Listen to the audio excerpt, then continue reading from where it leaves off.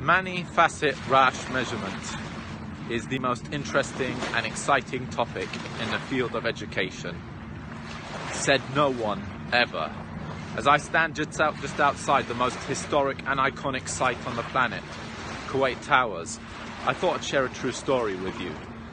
Many years ago, when I was a lot younger, richer, not so ugly, and not so much grey hair on my head, I used to work at a school as an English teacher. And parents in the school were complaining that the scores that their children were getting on the essays weren't fair, because their children were rated by nasty raters who were very strict and very severe, whereas other children were being rated by very lenient and lovely raters who were not so strict and were giving high marks. So our headmistress back then had a genius idea. She thought, why don't I do an inter-rater reliability analysis? So she got 2 raters, asked them to rate about 40 or 50 essays, and ran an inter-rater reliability analysis. And after running the analysis, the results came out that the raters were very, very reliable. Now our headmistress went over the moon. Hey, yay! Hooray! Oh, my raters are... Ah, shut your mouth, you stupid! The only reason those raters got a high inter-rater reliability was because... Hang on just a minute, sorry. What? You're joking. Are you sure? Oh, all right. Okay. Thank you. Sorry, I've just been reminded by my imaginary friend that I didn't actually call her a stupid, Well, anyway, the only reason the raters got such a high reliability... What is it now? Are you serious? Really? Oh. Apparently, I didn't even tell her to shut her mouth. Oh, this is awkward. I think I'll just sip on my favourite beverage, student tears, mixed today with fresh, raw, organic cinnamon. Hello and welcome to this presentation and introduction to Many-facet-Rasch measurement, every sane person's favourite topic. Okay, this is an outline of the presentation. First we will discuss what Rasch measurement is, and then we'll look at what MFRM, multi or Many-facet-Rasch measurement or analysis, or at least 4 names out there. We'll look at a few references and further readings, and then we'll actually conduct an MFRM using the Facet software. Okay, well, what is Rasch measurement? To understand Rasch measurement, there are a few concepts that we need to get our heads around. First, probabilities, then interval scale, and then what it means to map ability and difficulty on the same ruler, so to speak. And then we'll look at we'll look at some of the Rasch models and how they relate to the MFRM. Okay, first of all, probability. What do we mean by probability? Well, everyone has a sense of what probability means. It's the likelihood of something occurring. So in the example we have here, if you look at the GIF here of this hideously ugly young gentleman deadlifting, we've got some information here saying this is a fit male, weighs 75 kilos, goes to the gym 3 times a week. What is the probability of him deadlifting the weights below? So we've got a weight of 25. So the question here, in terms of probability, is if this male with this description here deadlifts or attempted to deadlift 25 kilos 100 times, how many times do we think he would succeed? Well, we'd assume that he'd probably succeed 99 times out of 100. You may say 100, but in the human sciences, we don't really say, there's nothing's ever 100% probable. So if he was to attempt it 100 times, he'd probably succeed 99 times out of 100. Well, what if the weight was 50 kilos? Again, knowing what we know about the individual, knowing what we know about the weight, we would assume that the probability of him deadlifting that weight would still be pretty high. It would be less than 25, but not by much. So we'd assume probably, say, if he was to attempt it 100 times, then maybe he'd succeed 95 times out of 100 in lifting 50 kilos.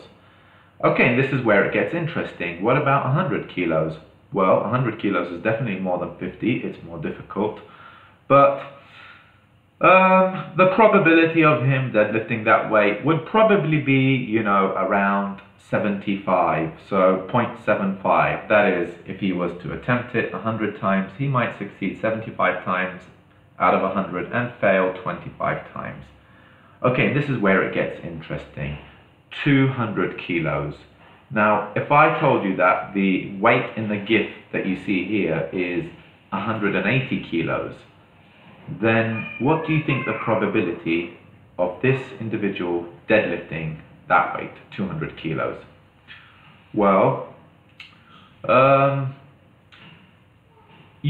looking at the GIF here, he is deadlifting, 180 kilos at a fairly decent speed and that, but you'd assume that 200 is just about, the weight where we're not sure, can he do it, can't he do it? So at this point here, we'd say the probability of him deadlifting that weight is probably 50-50, because his ability or strength as a deadlifter matches perfectly to the weight, 200 kilos. So if he was to attempt it 100 times, we would assume that maybe he'd succeed 50 times, if he ate well and if he was in a good mood and in beast mode at the gym, he might succeed, and the other 50 he'd fail. Well, what about the last weight, 400 kilos? Well, if, 200 is something that he could or couldn't succeed, well, we'd assume that 400 is, beyond his reach, and that the probability of him deadlifting that weight is probably, if he was to attempt it 100 times, he'd probably fail 99 times out of 100. So what did we do here, basically? Basically, we had an interaction between the person, and specifically his deadlifting strength, and the weight. So we used our knowledge about what we know about the individual and what we know about the weight, and we worked out the probability of something happening. How does this, relate to education? Well, if you look at the example here, we've got 7 questions, mathematical questions, times table. Now, in column 1, we've got the question, column 2, we've got the student answer, and column 3, it will tell us whether the answer is right or whether the student's answer was right or wrong. So question 1, 1 times 7, the student's answer was 7 and it was correct. Question 2, 2 times 3, the student said 6, also correct. 5 times 9, 45, correct. 5 times 13, 65, correct. 6 times 23, the student got that one correct as well, 138. And 78 times 467, the student also got that correct. So the question we have at the bottom here is, if we gave this student a question 5 times 5, what are the chances, or what is the probability of that student answering this question correctly? Well, if we do what we did with the previous example, we will combine our knowledge of the student and our knowledge of the item or the question. So this question, in terms of difficulty, is probably more difficult than question 1 and 2, but it's easier than questions 3, 4, 5, 6, and 7. So the question would probably be somewhere here, just underneath question 2, between question 2 and 3.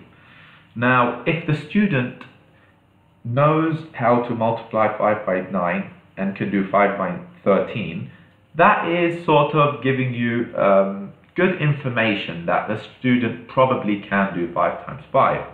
But then we have more information. We know that this student can multiply 6 by 23, so it's a single digit number by 2 digit numbers. And then we also know that the student can do 2-digit by 3-digit multiplications. So knowing what we know about the student and knowing what we know about the question here,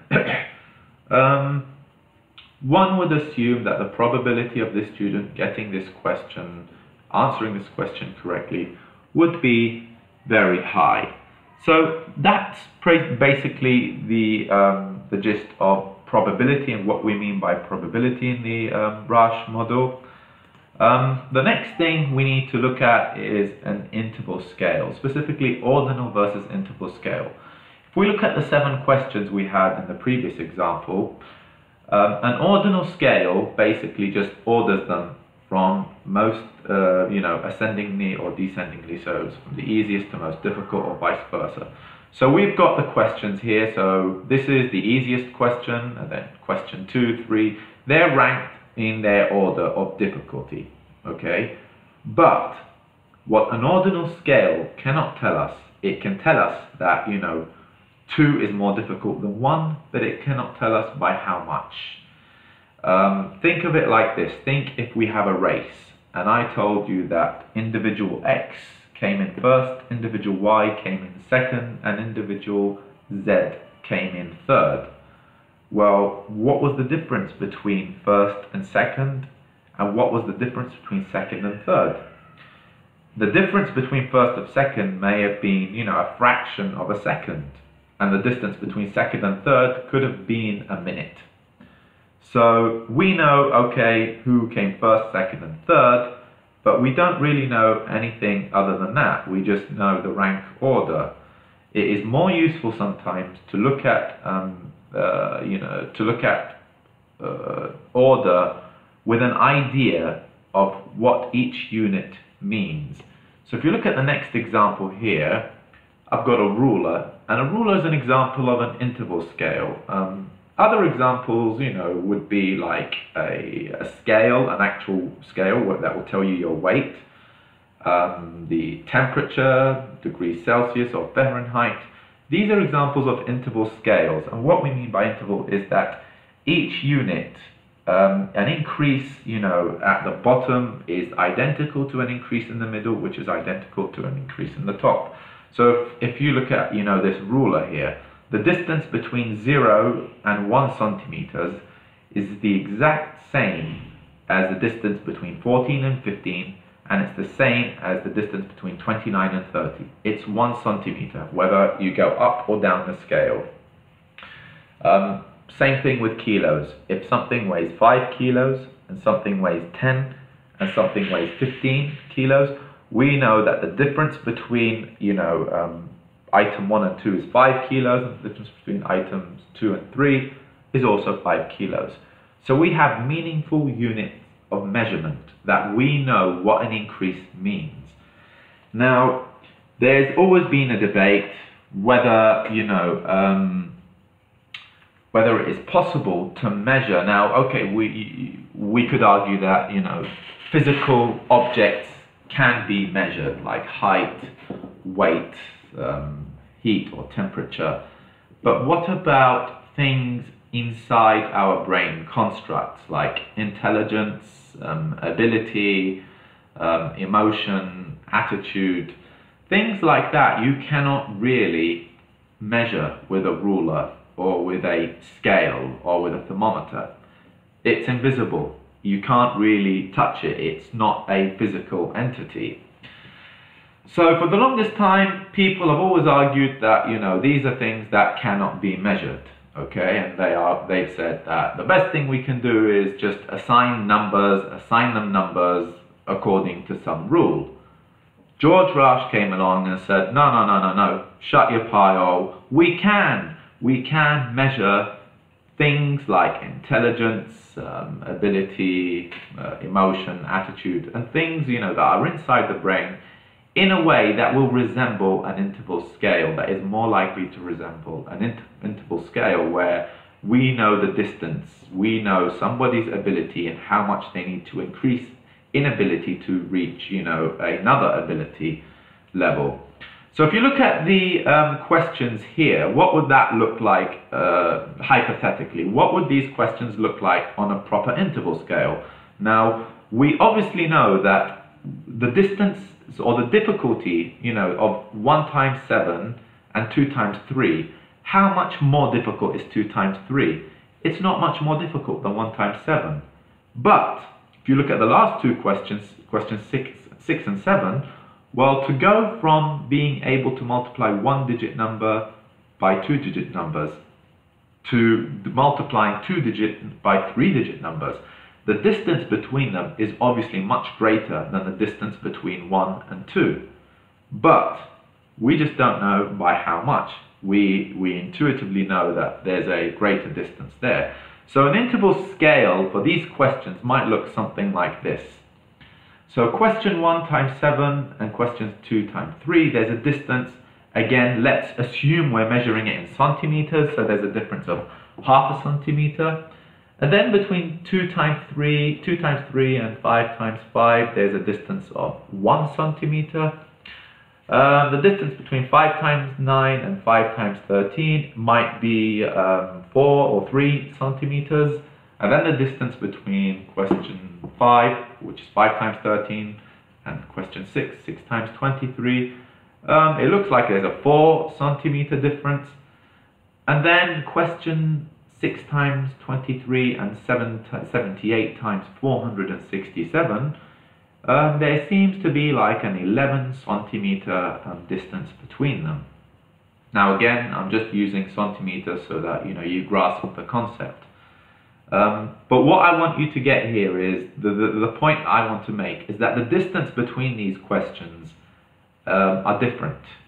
We know that 1 is easier than 2, but we don't, by how much. Interval scales, give us that kind of information, okay? Another useful thing about having an interval scale is, if you look at this example here, if we compare raw scores and ability measure, now we've got the exact same 7 questions, and now we've got 2 students who've attempted the 7 items. Student A got question 1 wrong, but got questions 2 to 7 correct. So student A, 1 times 7, for some reason, he or she answered it incorrectly, but 78 times 467, 6 times 23, 5 times 13, he answered all of these correct. So we assume that this student here, something went wrong with question wrong. Why wasn't he or she able to answer that question? And if we look at student B, but the opposite happened basically. They got questions 1 to 6 correct, but question 7, the most difficult question, they failed. They did not answer correctly. He or she, or it's a she here, Susan, she did not answer it correctly. So looking at raw scores, you would say that student A, John, and student B, Susan, are of equal ability. They both got a 6 out of 7.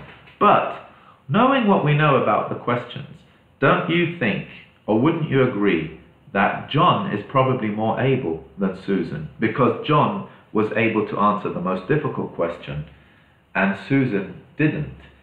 And we'd assume that something went wrong with question number 1 with John. And I've seen examples of this. I've seen, real life examples of students, who you'd give them 1 times 7, they put 8. They just, confused the times with, add. And they just added the 2 numbers instead of, multiplied them. So in this example, you could see, or one would argue that John is more able than Susan based on what we know about the questions and what we know about each student. If we were to map this, now one of the best features of Rasch analysis is the ability to map the student's ability or ability measure with item difficulty or calibration onto a ruler that would look something like this. So we have our ruler here in the middle, and on the right of the ruler we've got the questions that were arranged in an interval scale manner. So with, a proper distance between each question and the other based on its difficulty. And then we also can do the same with students. So we can spread students according to their ability measures. So John and Susan, the distance between John and Susan, okay, is not the same as the distance between Susan and Michael, Martin, Brian and Steve. And the distance between Michael and Jessica is not the same as the distance between Michael and Susan, and it's also not the same as the distance between Susan and John. So we put our students on an interval scale and the items on an interval scale, and we've got a ruler here to tell us. One of the features here, we'll look at this in more detail, I think in the next example. I'll show you a real map, right map from WinSteps. But we've got, actually I'll show you the example and explain, I think it will be better. Yeah, so this is taken from Rita Green's book, Statistical Analyses for Language Testers, available I believe at amazon.co.uk for £26 I think. You're welcome, Rita. So on the right here, we've got a line going down the middle, if you can see the line. And on the left, we've got these little hashtags. Now, at the bottom it says each hashtag is 2. So each hashtag is 2 students, and each dot is 1. So if we look right at the top here, we've got 6 students that are at number 4. And then we've got, at the very bottom, 2 students who are at -4. And these students are spread according to their ability measures. And this line in the middle is our ruler, but it's not in centimeters here. We'll explain the measurement unit in a bit.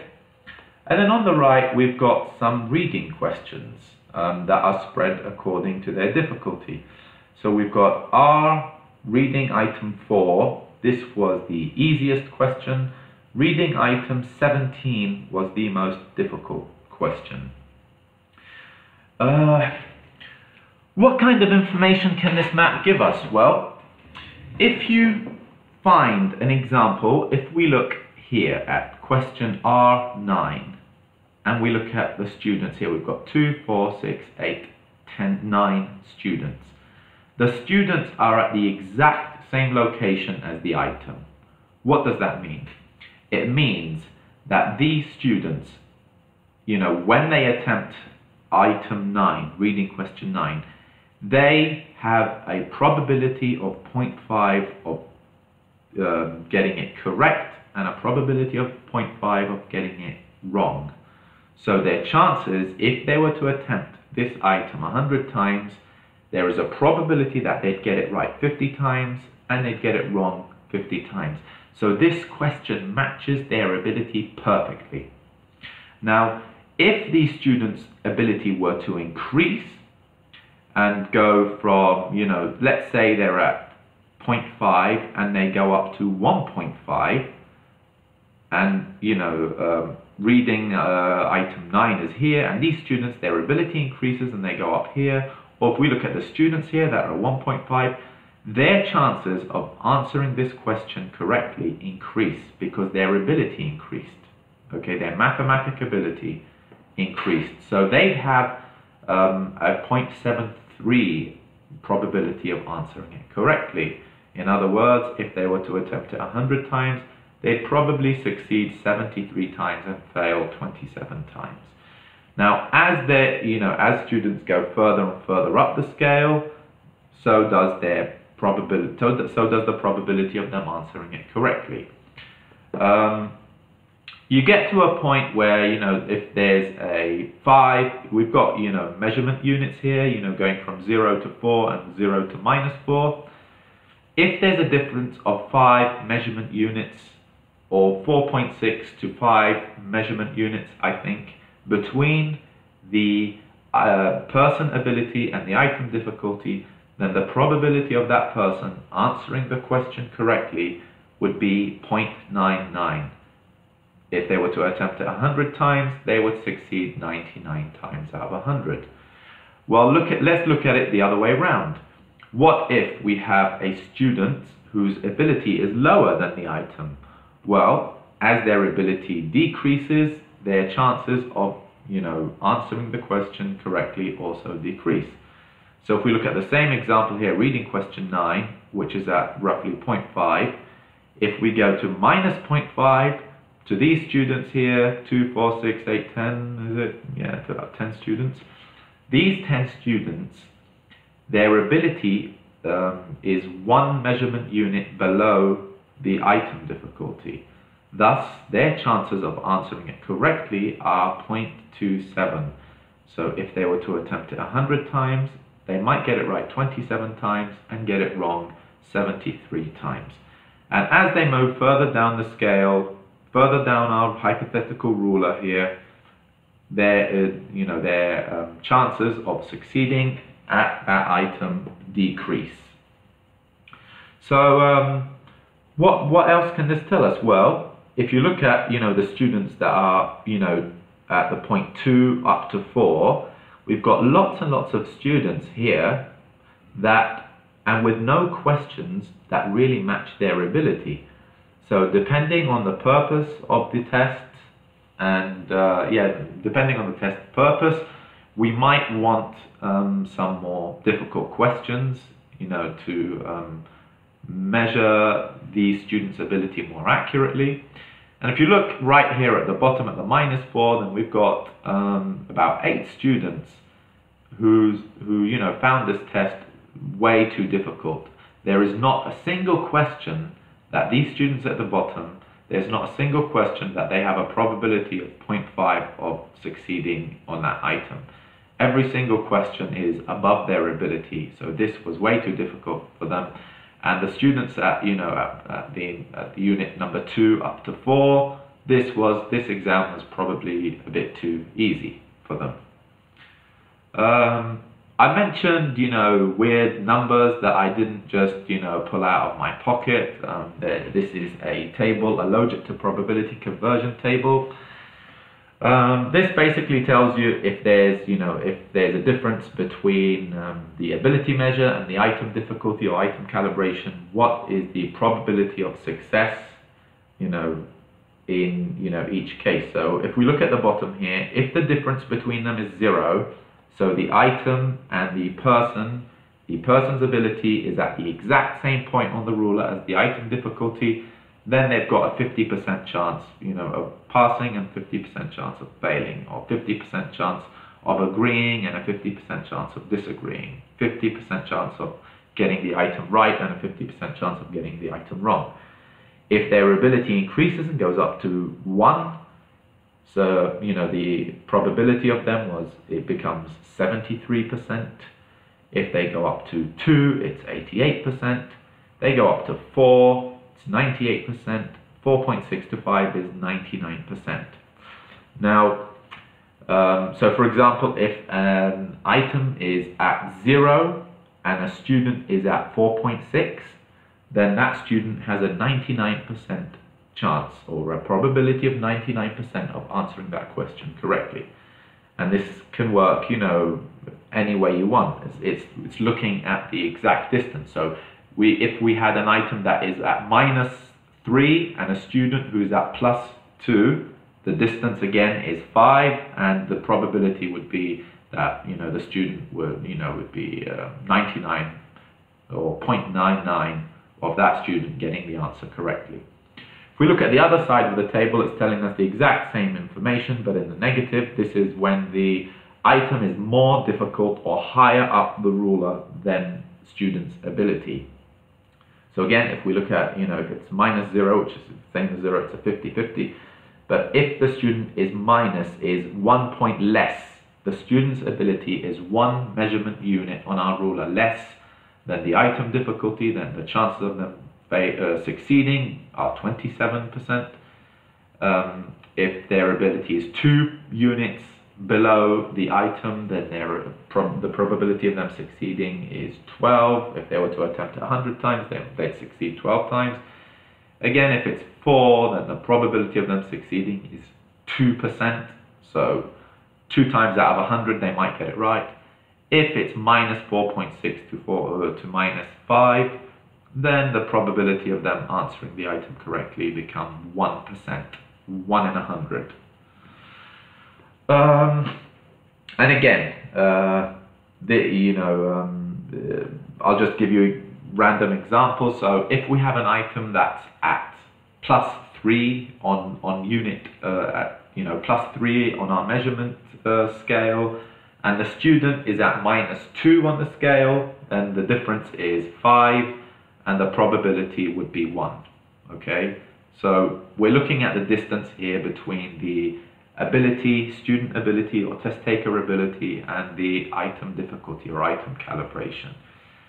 Okay, so we've looked at rulers, and I kept mentioning that the 1 unit, 2 units, 5 units. The unit of measurement that we use in RASH is called a logit. Okay, logits are the measuring units of our ruler instead of centimeters or kilos or degrees Celsius, Fahrenheit, whatever. So what we're doing is we're creating a linear scale, a linear interval scale that is more likely to have equal units. So -1 to 0 is 1 unit, and 0 to 1 is 1 unit, and they should have the distance should be equal between them. Okay, logit stands for log odds unit. Okay, let's look at some of the RASH models. So far we've discussed the basic RASH model, which is the dichotomous model. Dichotomous means 2 cuts. So a student can either get the question right or wrong. If it's a questionnaire, they have 2 choices. They either agree or disagree. But the other models are polytomous models, where there is more than 2 cuts. So the rating scale model, the partial credit model, and then we'll look at the manual multifaceted RASH model. What do we mean by a rating scale model? Well, if you look at this example here, we've got an item from a questionnaire. Saleh Amir is the greatest teacher of all time. The first 2 options is a dichotomous scale. So you either disagree with this statement or agree. The other examples in white are all polytomous or rating scale models. So we can have disagree, neutral, and agree. So we've got 3 options. You can have 4, strongly disagree all the way to strongly agree. You can have Likert scale models like strongly disagree, disagree, neutral, agree, strongly agree. Or you sometimes just have on a scale of 1 to 10, how much do you agree with the statement above. A 1 means completely disagree, and a 10 means absolutely agree. Now, we mentioned previously that the RASH model is giving us a measurement that is more likely to be interval. How does this work with a rating scale model? Well, again, hypothetical ruler in centimeters. People sometimes assume that the distance between all the options like disagree, neutral, and agree are equal. So disagree is the same unit size as neutral, and neutral is the same as agree. But in reality, you're more likely to get something like this. So the distance or the unit size of disagree is not the same as neutral, and it's not the same as agree. And the distance between, oh God, the children outside my apartment screaming are driving me nuts. Shut your pile. Yeah, so where was I? Yeah, so agree, you can see, is a much smaller measurement unit than neutral or disagree. The same with the following example here. So strongly disagree is a much bigger unit, and the distance between it and disagree is not the same as the distance between disagree and agree, which is not the same as strongly agree. So I hope that clarifies what we mean by interval scale, but if it hasn't, then bear with me. I'll give you one more example that should clear things up. This is an example of a rating scale structure. On the right here, we've got some steps. Now, oftentimes, suppose in a rater-mediated assessment situation, like a test of speaking or writing, a rater may be given a rating scale that looks something like this, where there's a score from 0 to 6, A score of 0 could be, no answer or failed to answer or attempt to answer. And a score of 6 could be, native-like response. Okay. Now, people assume just because there are 6 points on the scale, this will be a holistic scale, which is, you're giving one score for various features of writing. They'd assume that the distance between 0 and 1 is the same as the distance between 1 and 2, and it's the same as the distance between 2 and 3, and that, they're all the same, size, like perfect steps going up like this. But in reality, what you get is probably something like what we have here on the left. The distance between 0 and 1, that is, for a student to go from 0 to, not being able to answer at all, to giving some sort of answer is much greater than the student or the test taker going from a 1 to 2. So you see the distance between 0 and 1 is not the same as the distance between 1 and 2, and the distance between 1 and 2 is not the same as the distance between 2 and 3, which is also not the same as the distance between 0 and 1. So you see the distance between each step and the next is not the same. Going from 0 to 1 and from 5 to 6 is much more difficult than going from 1 to 2 or 2 to 3. I hope this clears up what we mean by interval scales and distance and that. This is something that we will look at a lot more when we look at Manning facet Rasch measurement. So again, the score of 1 has a threshold, has a point where students who are at this point here have a 50% chance of being awarded a 0 and a 50% chance of being awarded a 1. Okay, and that distance is not the same as the distance between 1 and 2 here. So again, the ability, the increase that a student would need in ability to go from 0 to 1 is not the same as the increase they'd need to go from 1 to 2. So this is like random. It could be, the numbers here could change, according to each scale. Will have a unique step structure, but you'll get something like this. You will never, I don't think you will ever have a scale that will just have these neat steps unless it's been developed using, Rasch techniques. Okay, the example we just looked at was, we mentioned that it was a holistic scale that is giving one score for, all the features of writing or speaking. Sometimes we have analytic scales. And for that, we use a partial credit model. Partial credit models are designed for scales that have variation in the number and usage of categories across items. So, for example, an analytic rating scale.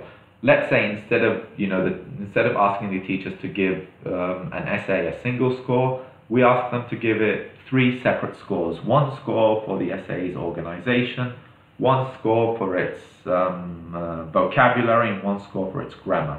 Okay. Now these 3 scores, even though they represent a similar sort of construct, which is writing ability, they are different. Okay, they are different features of writing. And a score of 3 out of, let's say, if it's a 6-point scale, like the example we mentioned previously, a score of 3 on organization will probably not mean the same thing as a score of 3 on vocabulary, and it might not mean the same thing as a score of 3 on grammar. So when using an analytic rating scale, we used a partial credit model. This was developed, I think, by Jeff Masters. What he was looking at was multiple choice questions. If memory serves me correctly, he was looking at multiple choice questions, and that yes, sometimes we have a correct answer of the 4 options, the 4 keys. We've got distractors and the key, the correct answer. He investigated the distractors, the wrong answers, and said that some of them were much closer to the correct answer, the key, than others, and that the closer they were to the correct answer, hence that they deserved some partial credit for being closer to the correct answer than the others.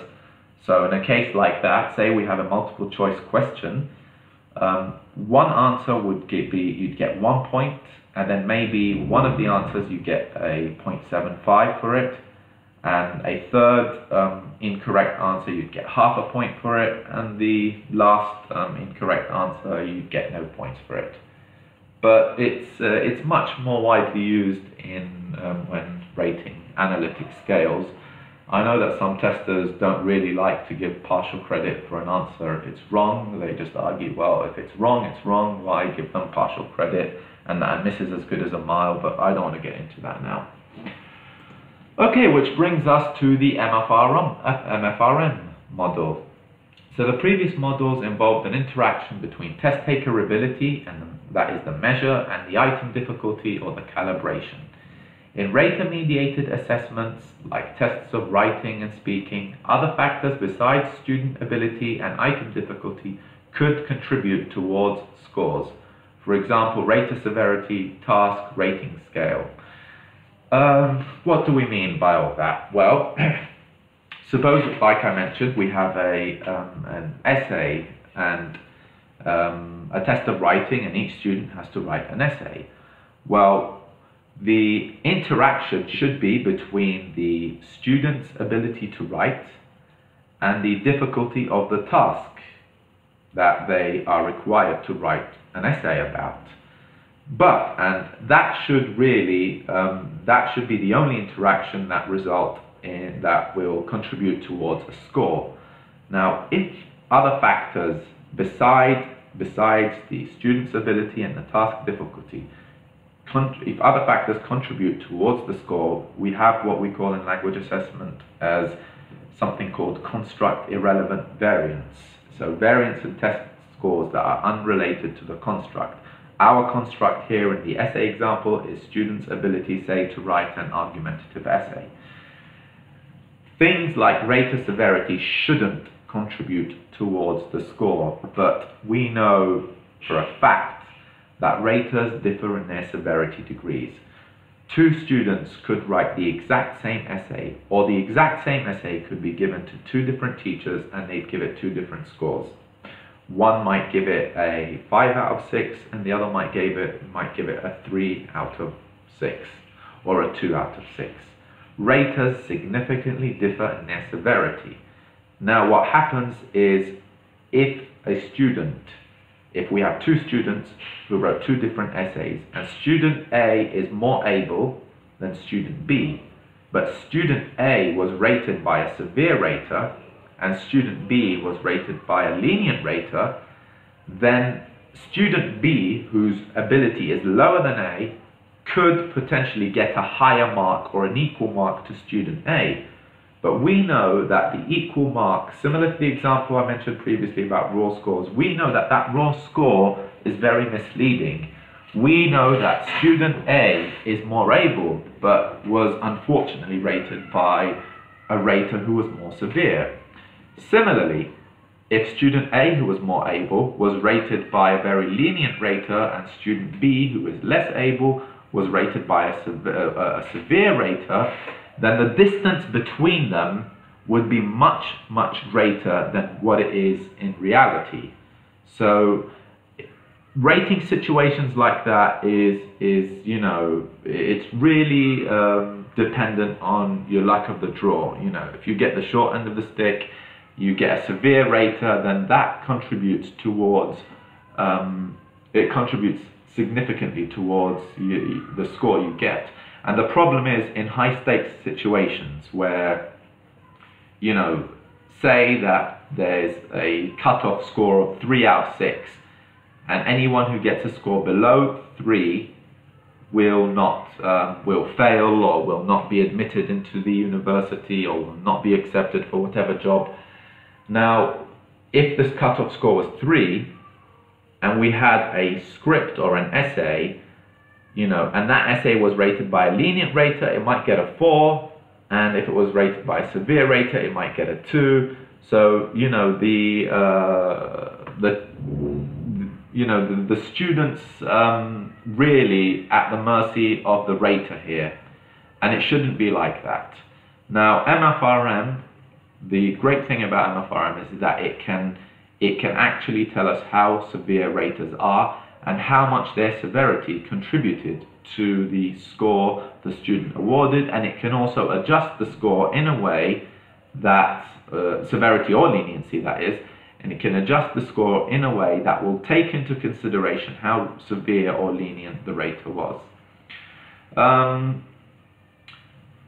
If we look at the next image, I think is a good visual representation of what really happens in rater-mediated assessments like tests of speaking or writing. People know that, okay, there's a task and there's a test taker or an examinee, and the task has a difficulty degree and the test taker or the examinee has a proficiency or ability, and they interact and we get a performance, an essay or a spoken response. Now, the thing that that can also contribute to construct irrelevant variance is the fact that we've got this performance is rated by a rater who has a severity degree. It is rated using criteria, okay, that has difficulty, and it is rated on a scale that has a unique structure.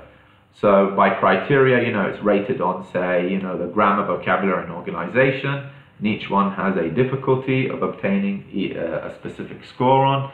And the scale structure, the example of McNamara, going from 0 to 1, 1 to 2, 3, 2 to 3, and up to 6, okay?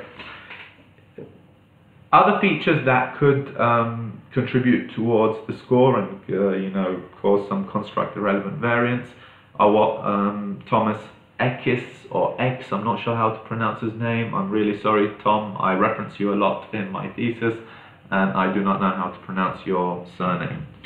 What he calls distal features. So we've got distal features of examinees, like their gender, age, ethnicity, attitudes, and motivation. That can, contribute to their proficiency and their, how well they perform on the task and the resulting performance. We've got distal features of raters, like their gender, their professional experience, their educational career, and attitudes. This can also contribute towards their ratings. And we've got distal features of situation, like testing conditions, rating context, scoring guidelines. You could include things here like rater training, how much training have they had, and how much experience they have using the scale.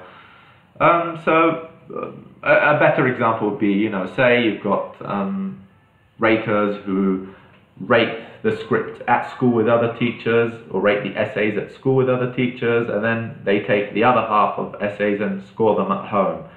Is there a chance that maybe the ones that they scored at school, they might have scored more severely, but the essays that they've taken home, maybe they've scored more leniently, or maybe vice versa. Maybe the ones they scored at school, they were slightly more lenient, and then they went home and they were like, oh crap, I have to, mark all these papers, I could be doing other more interesting things, and I'm stuck with this, and they start rating more severely. Who knows? Raters do funny things, I can tell you that from experience. Alright, so all of this contributes to a rating or an observed score. Now, on the right here, we've got things that the MFRM can tell us. It can tell us about examinees' proficiency, the measure, and it can tell us the FAIR score, which we'll discuss. Everything here, basically, we're going to discuss in more detail. It can tell us about rater severity measures. It will tell us about task and criterion difficulty measures. It can tell us consistency analysis, which is very, very useful. I'll mention why in a minute. It can tell us how the rating scale functions and details about each step of the scale, so 0 and 1 and 2 and 3. It will give us information about that. And it can also give us an interaction analysis or a bias analysis or a differential facet functioning, which, if you're familiar with WinSteps and the basic Rasch model, is equivalent to differential item functioning. We will discuss that in more detail in a minute, every one of these. But I presented the map earlier when we were looking at the dichotomous model. This is a map of what people think happens in a rating situation. We've got test takers who are arranged according to their ability, and then we've got a rater severity where people just assume that all our raters are equal in severity. Sometimes we have tasks where students are asked to choose a task, and they assume that it doesn't matter what tasks students choose, they're all the same difficulty. Then we've got criteria, task fulfillment, organization, vocabulary, and grammar, 4 different criteria. They assume that they're all the same difficulty, and then they assume that a score of 1 to 5 is given to each one of these criteria, and that the distance between 1 to 2, 2 to 3, 3 to 4, 4 to 5 is all equal, and everything is really nice and neat. No, it doesn't work that way. This is what you're more likely to get. You've got test takers who are measured, who are, placed on a scale according to their ability, where the distance between them is not necessarily equal. Rater severity will look something like this. You've got raters who are very severe. Let's say the rater at the top here is the most severe, rater A at the bottom is the most lenient. So you'll have raters here who are really, really severe, and raters at the bottom who are really, really lenient. Now this brings me to a topic that a lot of times people say, well, what about inter-rater reliability? Why don't we just do an inter-rater reliability analysis and that should solve the problem? It doesn't, unfortunately. Let me tell you why. If you look at rater C and rater E, both of them are much more severe than all the other raters. If we were to run, and another thing that I'd say, usually what you get, in a testing situation is usually sometimes in good testing situations they'd get a pair of raters and they rate the same script, and then, if they have a high inter-rater reliability, everything is good, they average their score. And if there's a significant difference between them, they bring in a third rater, a more experienced rater, and they somehow work out whose rating was closer to the more experienced rater. But let me tell you why that doesn't work. If you look at rater C and E here, they're both very severe. If we ran an inter-rater reliability analysis, there's a very good chance that they'd have a very, very high reliability, probably maybe like a 0.9. And people would look at that at face value and think, hooray, that is fantastic, that is brilliant. But what's that really telling us? Their high reliability, the high inter-rater reliability, is masking the fact, or is not taking into consideration the fact that they were very severe. It's just telling us that they acted very similarly in their ratings, okay, whether by exact agreement or consensus or rank order, that they were very similar. But it doesn't tell us that they were similarly severe, okay? If we look at raters F and B down here, okay, and ran a reliability analysis for them, they might also have a 0.9, and people will think, hooray, but that 0.9 doesn't take into account that they're more lenient, okay? Now, suppose rater C and E rated a group of essays, and raters F and B rated another batch of essays, and, they just averaged their scores because they were, both each pair was very reliable. The scripts that rater C and E rated are going to be they're going to be underestimated a lot more than the scripts that were rated by F and B, or the essays that were rated by F and B. I hope that makes sense. So, in a nutshell, again, a high inter-rater reliability is not, taking into account how severe the pair of raters were or how lenient they were, okay? Another thing, funnily, there are cases where a rater C, the most severe, and rater A may have a high reliability, especially if you run a reliability that is based on rank order. They might be very reliable, but again, it's not taking into account their severity degrees. And another argument would be, what if the opposite happens? Well, what if we ran a reliability inter-rater reliability between rater C and rater A down here? And let's suppose that it was very low, it was 0.2 or 0.3. What then? Well, usually they'd say, okay, let's bring in a third rater, a more experienced, and see, which rater is, acting funny. And let's suppose rater E here is the expert rater.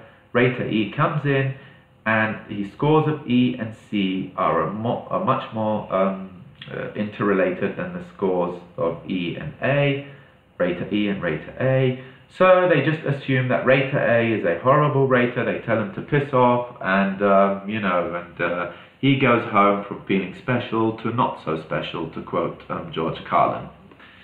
Well, if you've been in if you've worked in any sort of assessment situation where you have raters, you know that raters are really useful. You don't want to get rid of raters.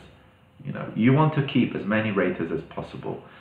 Instead of telling this rater to go home and that he's useful, or retraining him and making him training him to be more consistent with the other raters, another option you can do, or this is what MFRM does for us, it just looks at how consistent rater A was.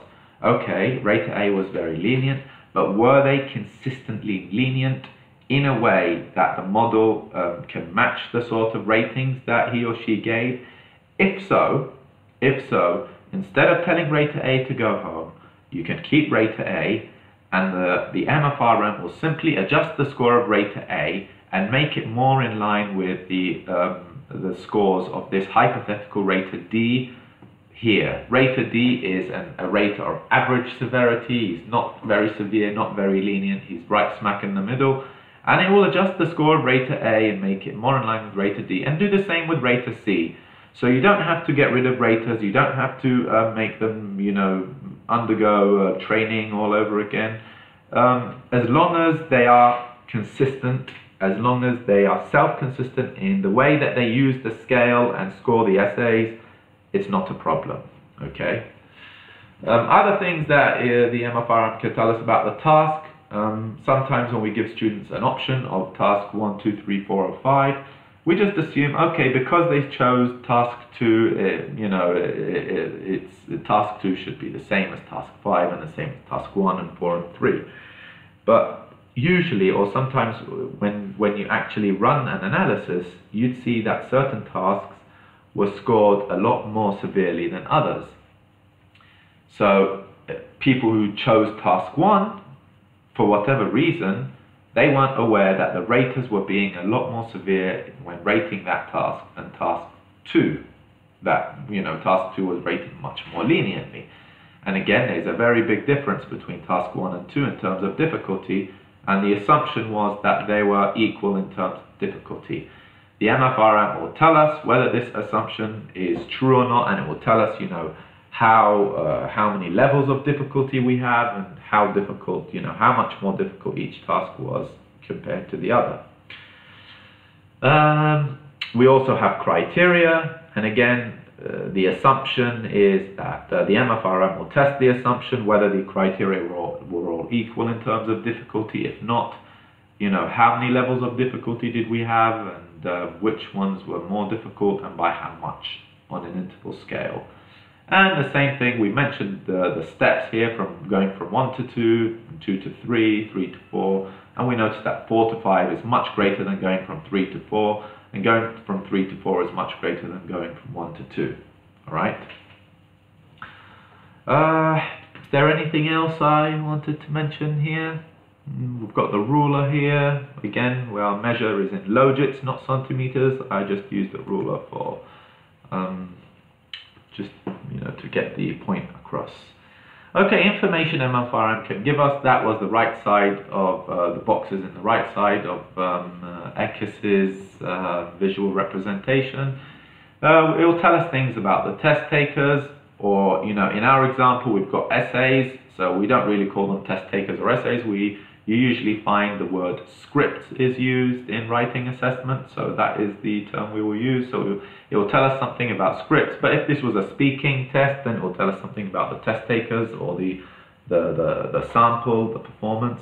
It can tell us about raters, tasks, criteria, the rating scale functioning, bias analysis or bias interaction between facets, and other facets of interest. I'll explain these in more detail now, but first let's look at the data, our data set.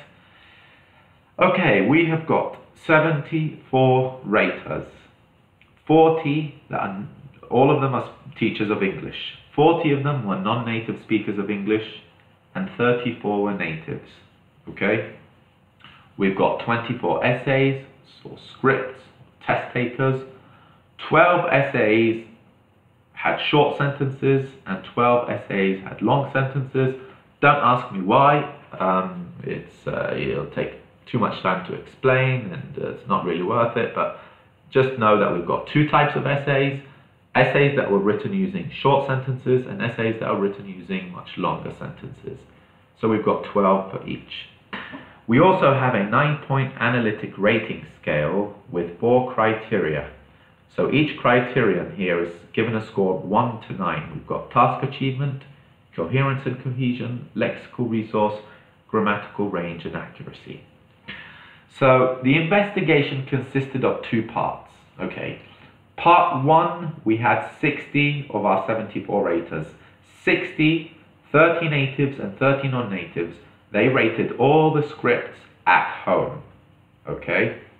In part 2, we had an additional 14 raters, 4 who were native and 10 who were non-native, that rated 12 scripts, not 24. They rated half the scripts, 6 with short sentences and 6 with long sentences, and they rated them at school in the presence of the researcher. So a researcher sat there with them. They knew that they were going to be interviewed and questioned on the scores that they awarded right after. So yeah, that is basically our data set. Let me just show you the facets variable map of what it looked like and how to read it on MFRM. This is what, the first, meaningful image you get when you run facets. It's a variables or a right map. So on the left here, the first column is our measure. It goes from -4 to 1. And then we've got raters, and we've got a little plus sign here. Okay, what that means basically is that the more of the measure, the more of the score. So rater 13 gave the highest score and rater 43 gave the lowest score. So they are arranged from the most lenient to the most severe. Okay, now already you can see that there's there's quite a big spread of their severity degrees. So rater 13 was at about 0.3 or -7 or -6, whereas rater 43 was at rater 13 was at -0.6 maybe, and rater 43 was at -3.3 maybe. So there's quite a big difference here. And already you can see the problem we have here. What if rater 43 rated your essay and rater 13 rated my essay? Well, we might be equal in terms of ability, but because I got rater 13, I'd probably get a much higher mark than you because you were rated by rater 43. And let's say we have a situation where we average 2 rater scores, let's say for the say, so let's say your essay was rated by rater 16 and 34, and my essays were rated by raters 13 and 30.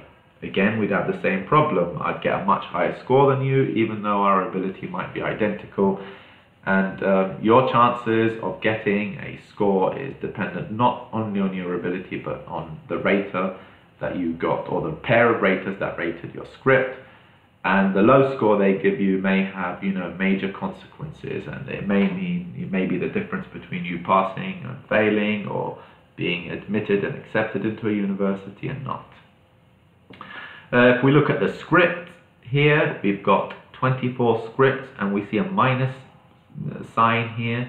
Minus means more measure, less of. So the higher up here, the higher the script is up here, the more, the lower the mark it got. So script number 10 got the lowest mark, script number 2 got the second lowest mark, and script 3, 8, 14 and 9 got the third lowest mark. Script 6 by a long distance got the highest mark.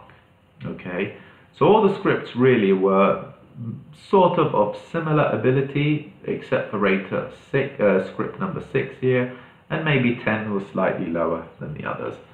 If we look at the criteria here, we've got 4 criteria. Again, it's minus, so more on the measure means less scores. So the criteria, grammatical range and accuracy, was given the lowest scores. Coherence and cohesion, lexical resource were given slightly higher scores than grammatical range and accuracies, but lower scores than task achievement. So task achievement was the criterion that was awarded the highest scores. The last column we have here is our scale, but we'll discuss this a bit more later. So what can MFRM tell us about our test takers? Well, it can give us their ability estimates in logits, where they are located on the scale, and that tells us, it not only tells us their rank order, it tells us, the actual measures in a meaningful way, where we know the distance between this student and that student, what that distance is, and what that distance actually means. Okay. We mentioned this previously. It can calculate a fair score or fair scores. That is the scores the model would expect from a rater with an average level of severity. Okay. So, or a task that was on an average level of severity.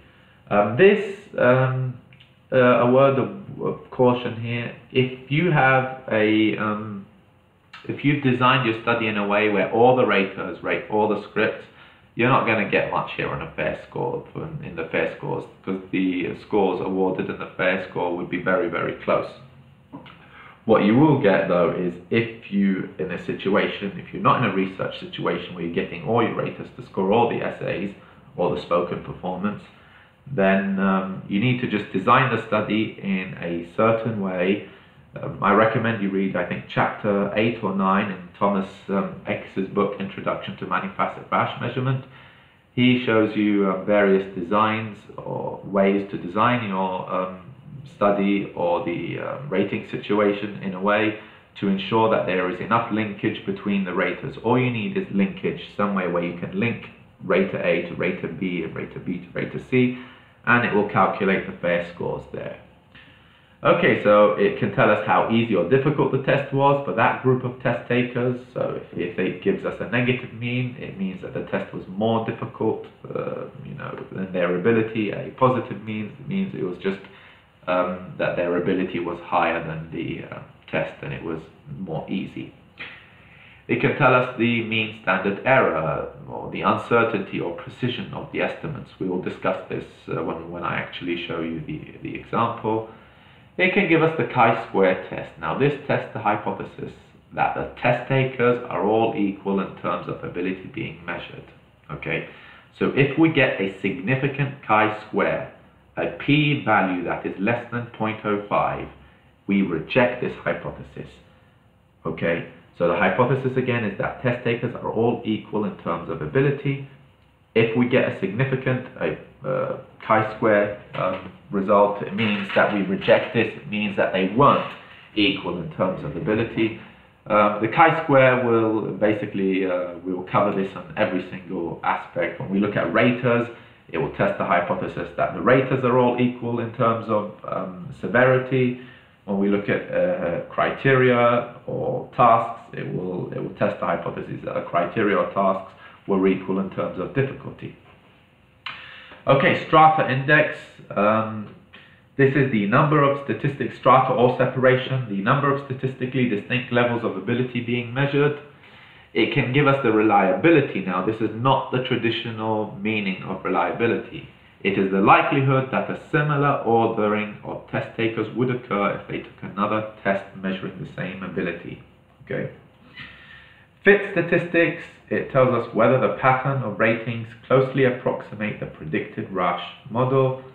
We'll discuss fit statistics a lot more when we come to raters, but briefly, we've got a thing called overfit and misfit. Overfit is when the observed ratings were closer to expected ratings than the model predicted.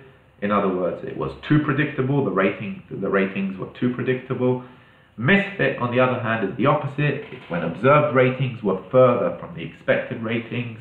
In other words, they were too unpredictable or too unusual. If this doesn't make sense, no problem. It should make sense when we cover raters. So both overfit and misfit might suggest that test taker ability is not being measured properly. Okay, this is an example of a script measurement report. That is, test taker's measurement report, but again, we were calling it script here because it's a writing assessment. So on the right here, you can see the number of the script and a description. So we've got script number 6, and remember, 1 to 12 were short sentences, and then 13, which was a long sentence. So they are arranged here from the highest score to the lowest score. Okay. The first thing, one more thing, it's got group here. So group 1 is short sentences, group 2 is long sentences. The reason we mention the group is because if we specify that this is a separate group, the MFRM can also give us statistics for each script group alone. So it'll give us the short sentences in one group, and we'll look at their statistics, and the long sentences. We'll see again that a lot more when we cover the raters. What I want you to look at here is the 1, 2, 3, 4, 5, the 6th column, model SE, model standard error. This is our precision, okay? This is how exact is this location. You see the measure here is the location on the ruler, and the model standard error is how precise is this location. The following 4 columns, infit, MNSQ, mean square, and ZSTD, the outfit MNSQ and the outfit ZSTD, these 4 here are our measures of accuracy. Is the location or the measurement here of the location on the ruler, is it the correct location? Lineker basically compares the precision and accuracy to an archer. Let's say an archer shoots 3 arrows, and all 3 arrows hit almost the exact same spot. If that is the case, we say that this archer is precise. But is he accurate, he or she? Well, if he hit the bullseye, then we'd say yes, accurate. So precise is, again, how exact is the location. Accurate is it the correct location? Is it the bullseye? Now, it's worth noting that the more observations you have, the lower the standard error, and the lower the standard error, the better, or the more precise it is, okay? When you look at this column here, is it the 5th year measure? Now, if you report measure, if you say to somebody, you tell your student, you've got a measure of 1.52, they're probably going to look at you the same way people look at me when I tell them that, Arsenal are the best team in the Premier League. What the hell are you talking about? So instead of reporting the measure, you can just look at the 4th column, which is the fair average.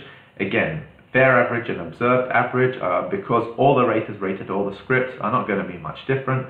But this is basically a fair average is what this measure means, okay? It's for people, for the layman who don't know, can't read logits, don't know what a logit is, and let's face it, not many people do.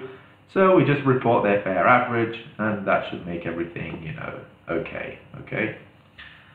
If we look at the bottom here, we've got population and sample, model population and model sample. So the model population is assuming that this set of test takers is the entire population. So it's up to you to decide, are you, if this is a whole class, do you want to treat that class as a population or a sample of a population? So you'd come to the second one, you as a researcher or a language tester need to decide which one it is. Although, I've never really noticed any time where scores are significantly different, the following scores. We've got separation and strata, okay? So separation is basically how many measurement strata could be statistically distinguishable among the measures. So how many levels of student ability do we have? Strata tells us the exact same thing, but what is the difference? Well, in separation, if the tails of the measure distribution are conceptualized, if you conceptualize that the tails of your measure to be caused by outlying random noise, then you want to report the separation. If you have reason to believe that the tails of your measure are conceptualized to be caused by outlying true measures, to quote Lineker, then you look at the strata. If that doesn't make sense to you, then do what I always do and just report both, and say, okay, it's we've got 5 to 7 different levels here, basically. Reliability, it's the reliability of differences here, okay? So it's telling us how reliable this separation and strata is. And the chi-square here, remember we've got the fixed all-sample chi-square. It's significant, and remember the fixed chi-square is testing the hypothesis that these test takers were of similar, of identical or similar measures, and it's significant, so we reject that hypothesis and say that no, they significantly differed and they're not of the same ability.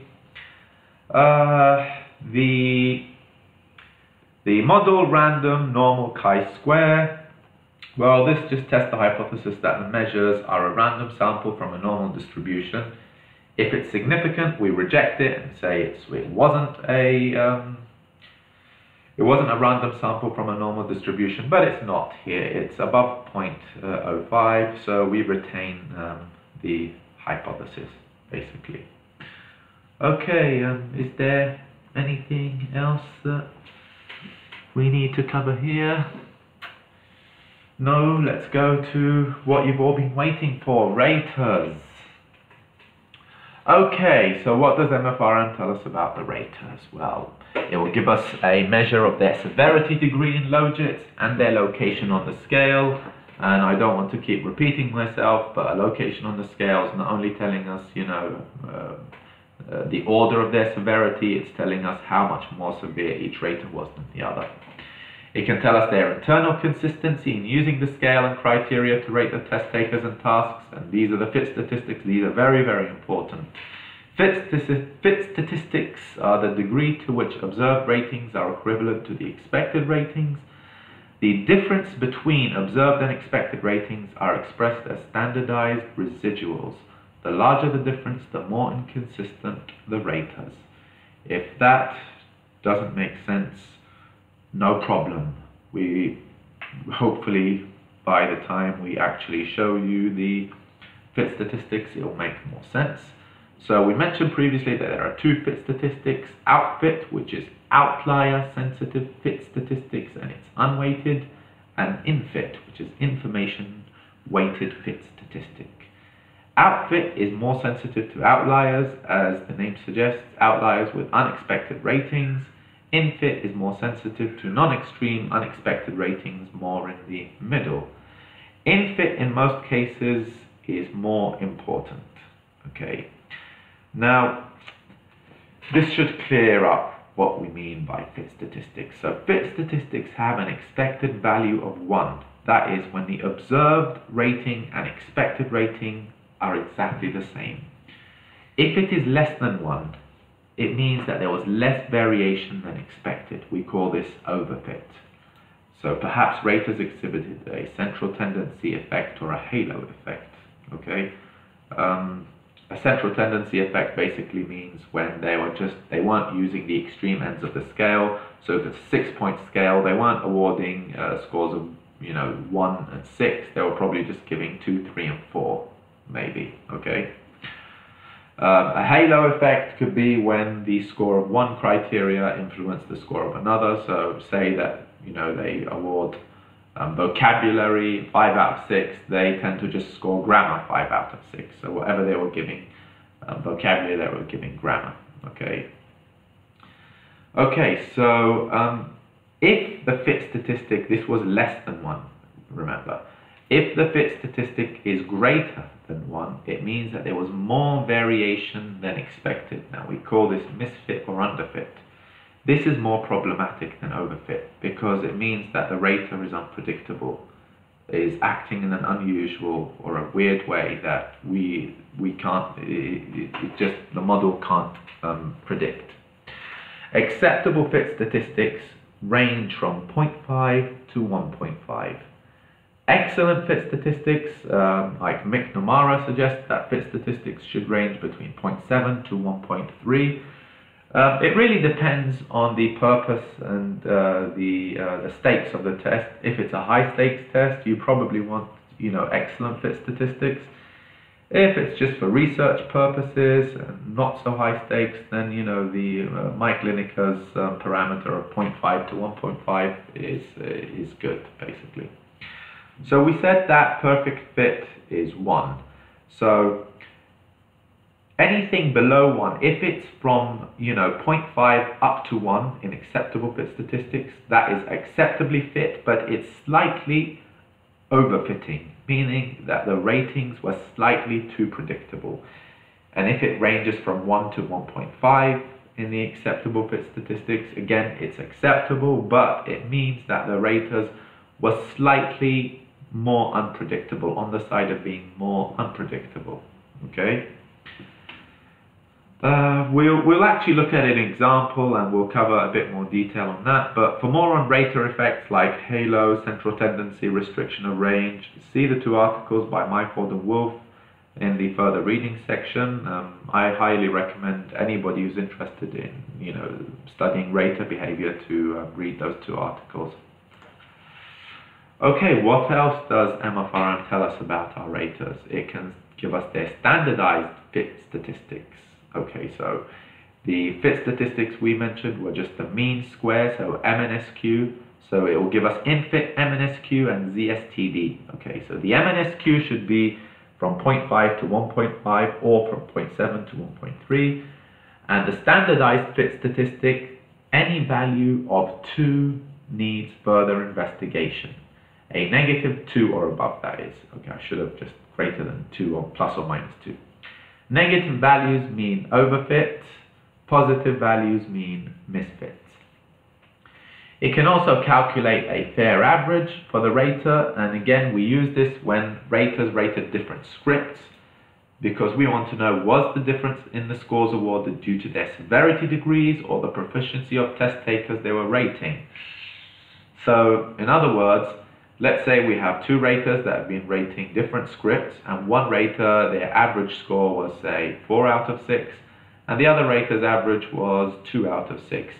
Was that average due to the fact that one was more severe than the other, or was it due to the fact that the script that the first rater was scoring was actually written by students who were more proficient than the scripts that were being rated by the second rater? It can tell us about the reliability, and this is where people find a lot of confusion because usually when they see a high reliability, they assume great, but the reliability here is almost the opposite of the traditional sense of reliability. It's not the traditional sense of whether raters were reliable, but rather whether raters could be reliably separated into groups of different severity levels. Okay? In other words, it looks at the strata and separation of raters and tells us, how reliably, that separation was. So it tells us that yes, we can reliably say that there's different levels of significant, differences in their severity degrees between at least 2 groups of raters or 2 raters. A reliability that is close to 0 means that raters are interchangeable. So so if the reliability was, anything close to 0, it means that raters were all very, very similar in their severity degrees and that they weren't, any significant differences or levels of their severity. But on the other hand, the closer it is to 1, it means that, they were actually significantly different. The chi-square test, now remember with test takers, we said it tests the hypothesis that test takers were equal in terms of their ability. Well, with raters, it tests the hypothesis that raters were equal in terms of their severity degrees. A high value and a significant probability of, less than 0.05 means we reject this hypothesis. Right? It can give us strata and separation index, which is the number of statistically distinct levels of rater severity. We covered that previously with test takers. Let's look at an example of a rater measurement report from our data set here. Okay, let's start by looking at the right here, the last column on the right. We've got the number. NU is the number of the raters, so again the raters are ranging from 1 to 74. And then we've got, NNS or NES, which is non-native speaker or native speaker. And we've also got group. Now I'll show you, we want to put them in groups because sometimes we might want to see how each group fared, as a whole. All right. So we've got 4 groups here. We've got the first group was the native speakers, the 30 native speakers who rated at home. The second group was the 30 non-native who rated at home. The third group were the natives who rated in the presence of the researcher, and the fourth group were the non-natives who rated in the presence of the researcher. So this is basically telling us their groups.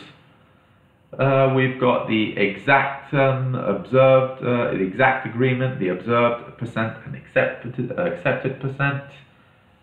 This is useful with smaller number of raters, and we have to actually specify and tell the model to give us this statistic. Usually the observed percentage is slightly higher than expected because raters are trying to be agreeable with one another. They're trying to rate in a way that they believe that the other raters are going to rate. Again, you've got the total score here and the total count. So the total count is 96. They rated 24 scripts, and they 24 scripts by 4 criteria. Each script got 4 scores, so that's a total of 96. If you look down here, you'll find 48. Why is this 48? Well, that's right, because this rater here was in part 2 of the study. In part 2 of the study, they only rated 12 scripts, and each script was rated by 4 criteria, so 12 times 4, I think, is 48, right? Yep. So again, observed average and the fair average. You usually use this if the raters haven't rated all the scripts as they have in this design here. And we've got the measure. The model standard error, again, is the precision, and the infit and outfit are the accuracy. So infit MNSQ, we want to look for anything, by looking for anything above 1.5, okay? So if you look down here, you'll find this rater here. I think it's rater, so I can't click on the screen because it'll go to the next slide, but I think it's rater 69, NNS2, so in part 2 of the study, they've got a 1.62. Now if you look at the ZSTD, it's 2.8. Remember, so above 1.5 means too unpredictable, and above 2 on the ZSTD means it needs further investigation. If you look at the outfit, again, it's above 1.5, it's 1.6, and the ZSTD is above 2, all right? If you look down, you'll find a really problematic here rater who was, I think it's rater 62 NNS. Their infit MNSQ was 3.15, and the ZSTD was larger than 2, it's 7.3, and the outfit was 3.14, and the ZSTD was 7.2. So this rater here was very, very, very unpredictable, very problematic. These are the raters that you really want to, retrain or just send home, okay? Raters who are more acceptable, you want to keep, okay? So you might want to just eyeball the infit MNSQ here, and tell me, who you think the best rater was. So the closest score to 1 would be the best. So 1.03 is very close to 1, so this is an excellent rater right here. 1.04, excellent. Who else do we have? Yep, so 0.95 is also a very good rater, but slightly on the side of being more predictable. Let's look at the bottom part of the table. So remember, just remember, point 13 is the precision. So anything you find the model, because you're not going to get, I wish I can freeze the titles at the bottom part, but okay, so 1, 2, 3, 4, 5, 6. Column number 6 is the standard error. Column 7, 8, 9, 10 are the infit and outfit. Column 7 is the infit MNSQ, and then the ZSTD. Column 9 is the outfit MNSQ, and then it's the ZSTD. So again, if we look down this, we're looking for anything above 1.5 or anything below 0.5. At the very bottom, or towards the bottom, I don't know if you can see this here, we've got we've got a rater whose infit MNSQ is 5.24. That is too big. That is too big. And I am seriously resisting the urge of making a "that's what she said" joke, but this is completely unacceptable. It's huge, you know. This is really, really problematic. This rater is extremely unpredictable, and the ZSTD is greater than 2, it's 9. So this rater is very, very problematic. So is this one here, 5.05. And if you notice, they're all the NNS in part 2 of the study. And remember, these were the raters who were rated scripts in the presence of the researcher. So maybe that explains why they were acting in a weird way. They were just maybe panicking, they were worried, they were under pressure. If you look here, 1, 2, 3, 4 from the bottom, we've got an MNSQ, an infit MNSQ of 0.51, and a ZSTD of -2.6, an outfit MNSQ of 0.5, and a ZSTD of -2.6. This rater is on the border of being too predictable. Now, unpredictable is more problematic than predictable, remember that. And usually what you find is if you want to start by looking at the misfitting or underfitting raters who are too unpredictable. If you remove them, what you usually find is that the raters that were slightly too predictable, they'd probably be more acceptable. Their fit statistics would be a lot more acceptable. I mean, this rater here is acceptable at 0.51, but if it was a high stakes test, we might say, no, we want it to be 0.7. What you'll find is if you remove some of the misfitting raters, 3 or 4 of them, this will probably improve a lot. So you always want to start by removing the misfitting or underfitting raters before the overfitting raters. Well, I mentioned that we said that we've got different groups of raters. If we specify that in the specification file, when we run the analysis, we'll get something like this. We will get a separate table for each group of raters. So this is group 1 as an example, which are the native speakers in part 1 of the study.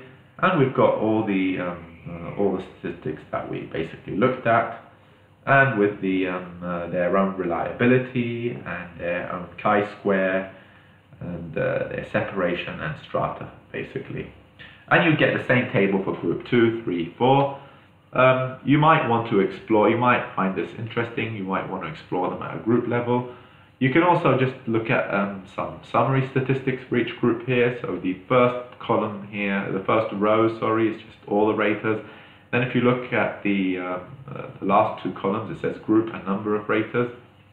So we've got group number 1, these were the natives, and these are their infits, their outfits, statistics, and the standard error. You look at group number 2, their infit, outfit, the ZSTD and the standard errors. Group 3 and 4. If you eyeball it quickly, I think you'd notice that group 4, the natives in the second part of the study had the best infit MNSQ and ZSTD. They had the best, the best infit and outfit statistics. The group 3, which were the non-natives in part 2 of the study, they had the worst. So they had on average 2.6 infit MNSQ and 4.3 ZSTD, which is greater than 2. So these raters here are very, very unpredictable. The other raters, the natives in part 1, were slightly on the side of being too predictable, but within the accepted range. Even the excellent statistics range, like high stakes, they'd be acceptable here. Okay, what can MFRM tell us about tasks? It can tell us again the task difficulty in Logit, so where it is on the scale and how much more difficult a task was compared to another. It can tell us the chi-square, which tests the hypothesis that tasks were equal in terms of difficulty. Again, a significant probability of minus or less than 0.05 means we reject this hypothesis. It means that the tasks were not equal in terms of difficulty. It will give us strata and separation statistics, that is the number of statistically distinct levels of difficulty to the tasks. It can tell us the reliability, whether the analysis reliably separates tasks into distinct levels of difficulty. It can also give us fit statistics, what you want to interpret here. So misfit, that is anything greater than 1.5 or 1.3 in high stakes tests, could mean that the task is unclear to the test takers, or that the task does not form part of a set of tasks that together define a single measurement trait. So in cases like that, you want to revise the task or report the score of the misfitting task separately. Okay. Overfit, on the other hand, is less than 0.5 or 0.7 in high stakes tests. It means that the task does not give any information that other tasks don't already give, and is thus redundant. Therefore, we either revise or remove the task. Why waste our time, raters' time, in asking them to rate scripts, and why waste students' time in asking them to write essays if the essays are not going to give us any new information? Unfortunately, in our data set, we only had one task, so I can't really show you a task measurement report, but it would look the exact same way as all the other tasks looked, or the other measurement reports looked, and you'd read it the exact same way, basically. Okay, the MFRM can also tell us about our criteria. Again, when using an analytic rating scale, each criterion can be treated as a facet. Okay. So the MFRM will measure the criteria difficulty in Logits, and it will tell us where it is on the scale and which ones were more difficult and by how much. Acceptable fit statistics, with criteria means that our criteria is unidimensional. Misfit means that, misfit is when it's too unpredictable, or overfit means that the criterion may be measuring a different construct, so evidence of psychometric multidimensionality. We must thus report the criterion scores separately and not sum or average the criteria scores. So let's suppose that we have the criterion grammatical range and accuracy showed misfit. Sometimes what people do is they have 4 different criteria and they just add them up and report a single score to students.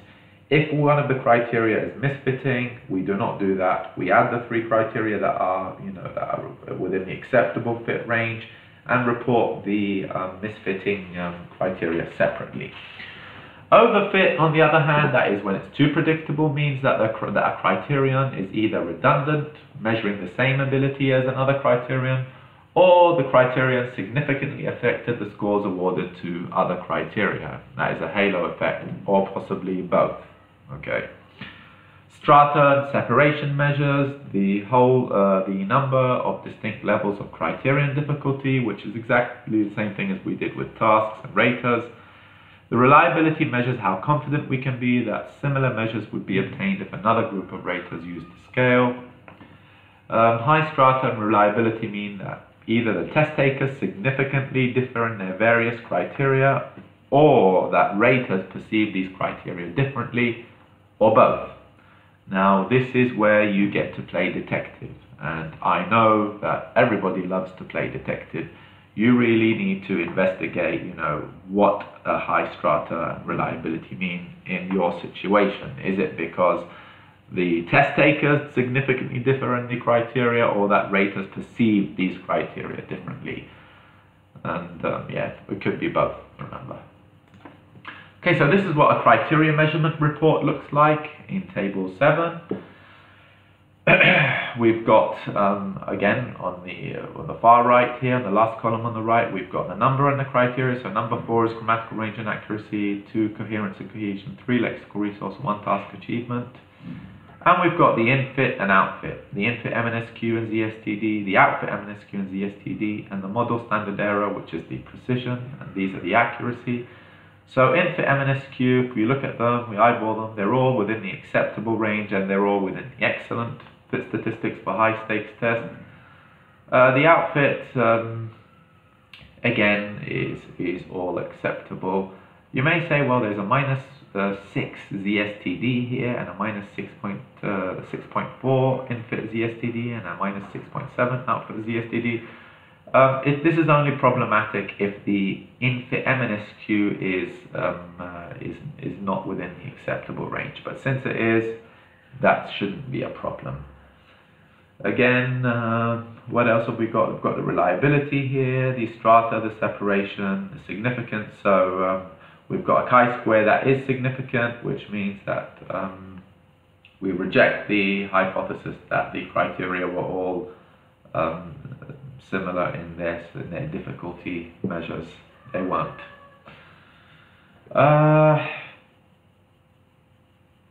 Is there anything else here?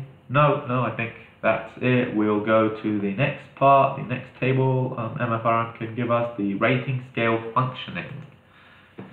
Yes, so on a rating scale, raters are asked to choose a score with descriptors. You know, that's a description, so 0 means blah blah blah, and a 6 out of 6 means blah blah blah.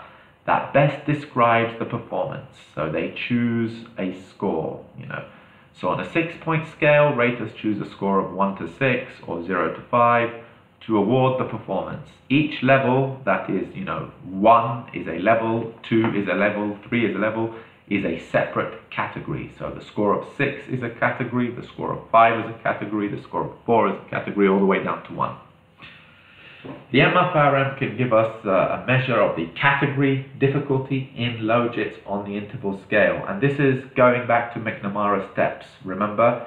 So it will tell us where each step is, and you will see that the distance between them is not identical. So the distance between a 1 and a 2 is not the same as the distance between 2 and a 3, and it's not the same as the distance between a 8 and a 9 in our example on the 9-point scale. It can give us some descriptive statistics, frequency and percentages of each category. This is useful. You want to see like a score of 1.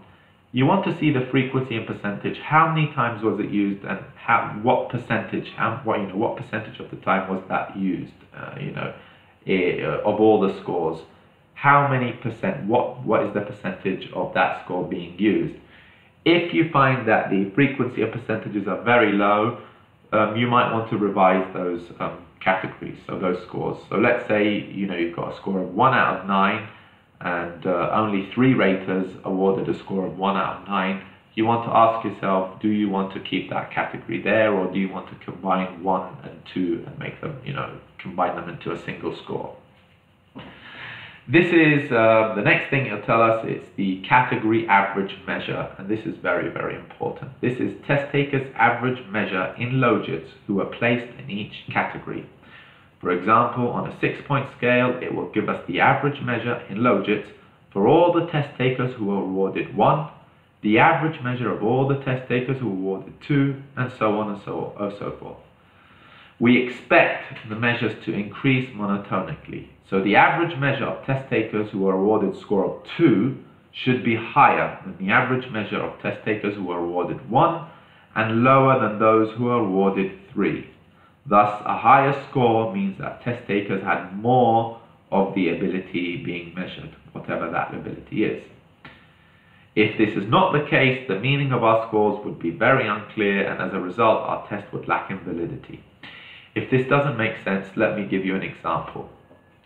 Suppose I have 100 male participants in a study, and I want to place them into, I place them into 4 different categories according to weight, okay, or what I believe is their weight. So I have a category called extremely slim, a category called slim, a category called obese, a category called extremely obese. So Think of this as a 4-point rating scale. So 1 is extremely slim, and then 2 is slim, 3 is obese, and 4 is extremely obese.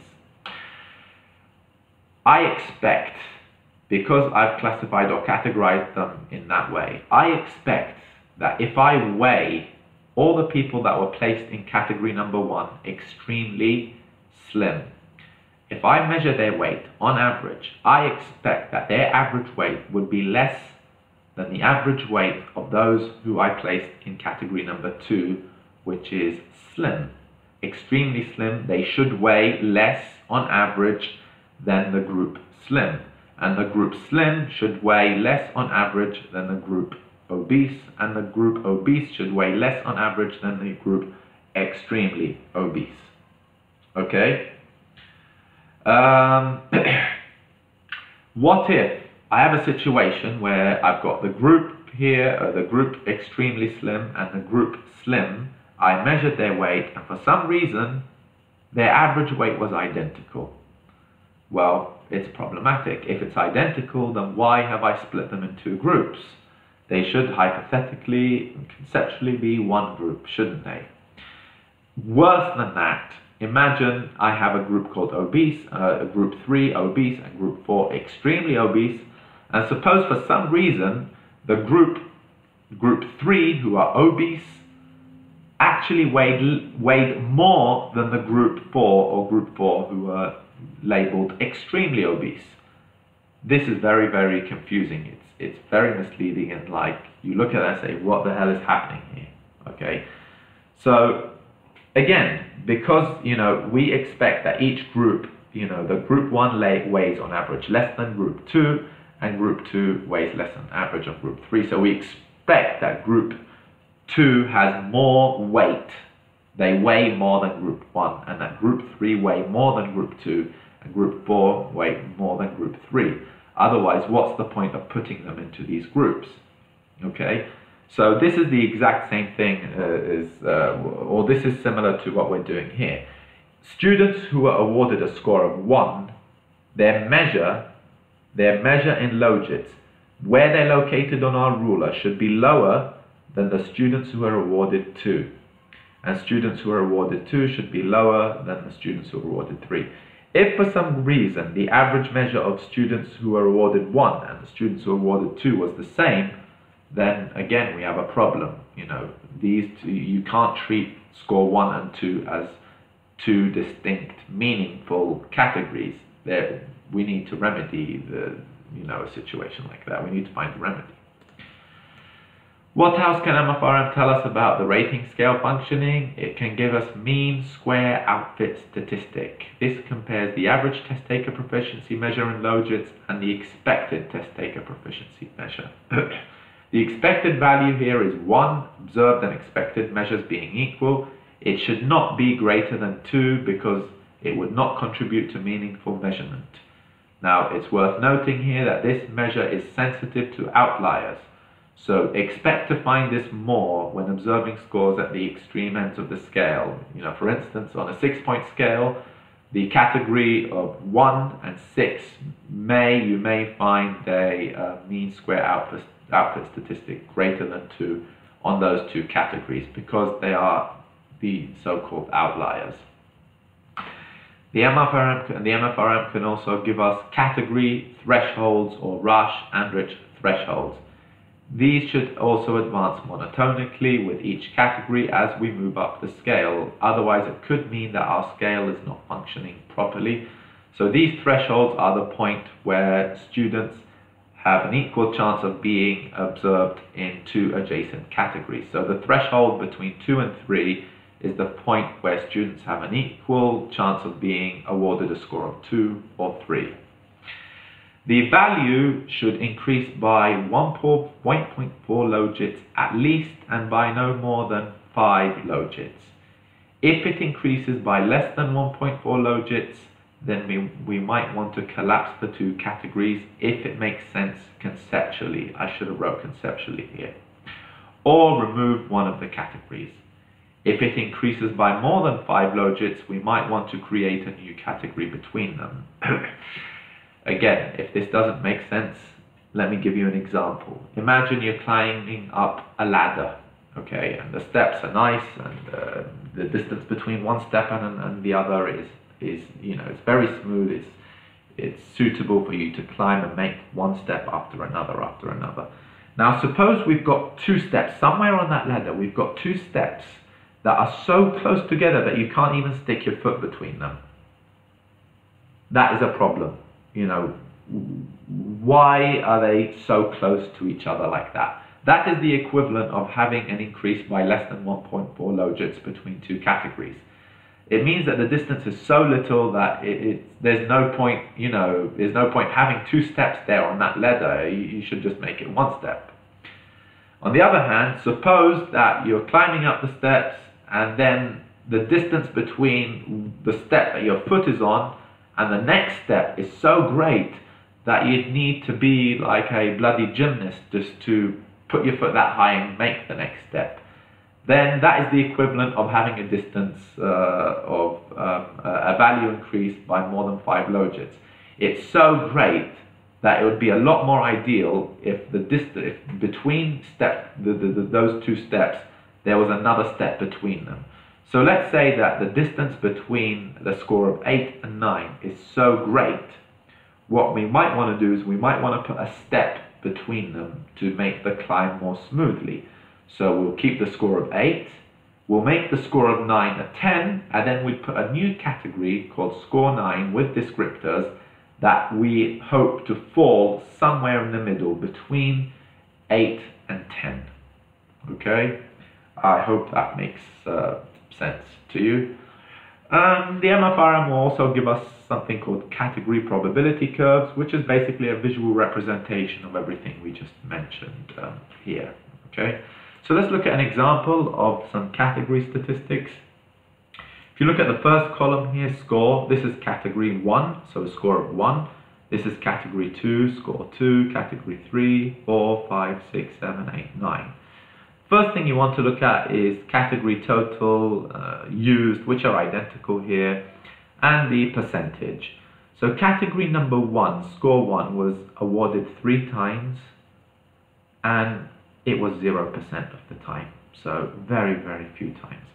The score of 2 was used 10 times, and that was also 0% of the time. A score of 3 was used 851 times, and it was 31%.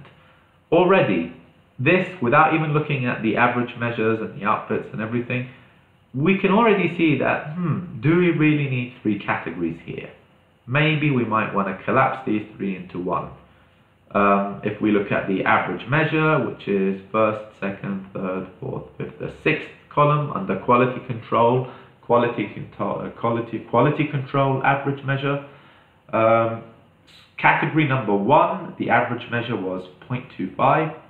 Category number 2, the average measure was 0.25, identical. So again, think back to the example of the 4 groups, extremely slim and slim. Imagine the extremely slim group, I weigh them all, and their average weight was 40 kilos. And then the slim group, I weigh them all, and their average weight was also 40 kilos. Why? It's doing something funny there. So you see here the MFRM highlights it for us. It tells us, okay, look, there's something wrong here. And then if we look at category 3, the score of 3, the average measure is minus 0.66. What happened here? The measure actually went down. So students who were awarded 2 and 1, their average measure was higher than the students who were awarded 3. Again, bear in mind that very few people got a score of 3, a score of 1 and 2, but those that did, their ability measures were higher than those who were scored a 3. So this is basically, again, going back to the example of weight, this is the equivalent of me telling you that I've got 3 groups, extremely slim, slim, and obese, and then I weigh them all, and the extremely slim group I weigh on average 40, the slim group on average weigh 40, and then the group that I called obese weigh 35 kilos. What happened? You were expecting the weight to go up. not down. So you see the problem that we have here, okay? You investigate this basically the exact same way. So you've got a score of 4, the 5, the 6, the 7, the 8. You want these to increase. But if you look at, let's look at the last 3 scores, shall we? Just a bit further. So score 7, 8, and 9. A score of 7 was used 2% of the time, 8 1% of the time, and 9 0% of the time. Look at their average measures. So score 7 was 1.51 on measure, the student's measure, and then score 8, the student's average measure in that category was 1.61, and then score 9 was 1.65. That's, again, to use the example of the 4 categories. Imagine we've got the obese group. They weigh 90 kilos, and then I tell you the extremely obese group weighed 91 kilos. Is that really, enough of a difference for me to split them into 2 categories? You wouldn't think so. You'd think like, okay, just place them into 1 category. It doesn't make sense, just, but an increase of 1 kilo on average to separate 2 groups like that. They're really, they should be 1 group. So we have evidence here, maybe wanting to collapse scores 7, 8, and 9, 1, 2, and 3, and the Rasch Andrich threshold measures. Again, we want something going from between 1.4 to 1.4 by no less than 1.4 and no more than 5. You can see like going from 3.8, 2.11, 2.65. It's not making that increase. It's something is going wrong here. We would need to revise this. This can be represented in what we call the category probability curves, which looks like this. Apologies in advance. I just thought that I should have presented what a category probability curve should look like, rather than explaining it and then showed you this, but bear with me. If you look at number 1 here at the top of the table, or look at the left, the rows here, it says probability, and it goes from 0 to 1, okay? And at the bottom here, we've got our measure. So this is 0, minus 2, minus 4, minus 6. So it goes from minus 6 to plus 6, okay? Now, what is this telling us? This is telling us, you see the ones at the top. It's telling us that if a student is located at the bottom here, this is our ruler, remember? So if the student is located at unit minus 6, so minus 6 logits, what is the most probable score they're going to get on a scale of 0 to 1 or 0 to 100%? You look up here and it's 1. So the probability of them getting a 1 is probably 99%. Okay, it's so high up. There is no other score that they are likely to get other than 1, right? As their ability increases from minus 6a to minus 5, okay, so we stop here. I don't know if you can see my mouse, the cursor. You go up again. Again, the most probable score is 1, but the probability decreased from 0.99 to say 0.80 something, okay? And as the ones go down, it means that the probability of getting a score of 1 becomes less and less, until we get to this point here, where there is an equal probability of getting a score of 1 or 3. So at the bottom here, it's minus 4, so it's probably around minus 3.8 maybe. So students located here, minus 3.8, have an equal chance of getting a score of 3 or 1. Now already you might ask yourself, well, where is the 2? And that is the logical, sequence. It should start by, going from 1 to 2. There should be a point where students have an equal chance of going from 1 to 2, but we don't have that. You see the 2s here all at the bottom. Again, 1 and 2 weren't the scores of 1 and 2 weren't awarded much, so maybe that explains some of this. But what you expect, if you look at 3 here, what this shape should look like is, if you see how the 3, you've got a nice hill here for number 3. You want that for every single category, okay? You can't get it for 1 and 9 because they are the extreme ends, but you want a score. You want to see a hill like this for number 2, a hill like this for number 3, and a hill like this for number 4, and for number 5, 6, 7, and 8. And then the 1 and 9, you know, this is what it should look like, so we don't have a problem here. But we have a nice hill for number 3. So this means that students who are located somewhere here at, say, 2.7 or 2.6, the most probable score they'll get is 3. Or actually, students that are located anywhere from -3 to -2, yeah, so anything from -3 to -2, the most probable score they're going to get is 3, all right? As their ability increases, the probability of them getting a 3 decrease until we get to this point here where they have an equal probability of getting a 3 and a 4. But the problem is the 4 doesn't have a nice peak hill shape to it. It's just flat. So over here we've got, you know, students who are located at, say, -0.7. The most probable score is going to be a 4. At 0 logits, the most probable score is going to be between 4 and 5. And as you go up the scale, you know, wherever you are on the scale, you just, you know, stop somewhere at scale and draw a line going up and see what the highest number is, and that is the most probable score. But again, we've got a problem here in that 2 doesn't have a peak, 7 doesn't have a peak, 8 doesn't have a peak. So already this is further, you know, pointing us in the direction of maybe collapsing 1, 2, and 3, making them a single group, collapsing 7, 8, and 9, making that a separate group, and then, you know, run the analysis again and see, do we have some nice, you know, do we have nice peaks or not? It's telling us basically that the 9-point scale, that teachers did not need a 9-point scale here. It was more than what they needed. There were too many options for them, and fewer options would have been a lot better.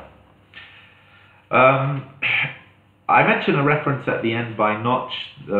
If you're interested in rating scale development, then the MFRM is an absolute, a really, really good tool to help you develop a rating scale, and I recommend you read the book by Notch that I mentioned in the further reading section, Diagnostic Writing Assessment it's called.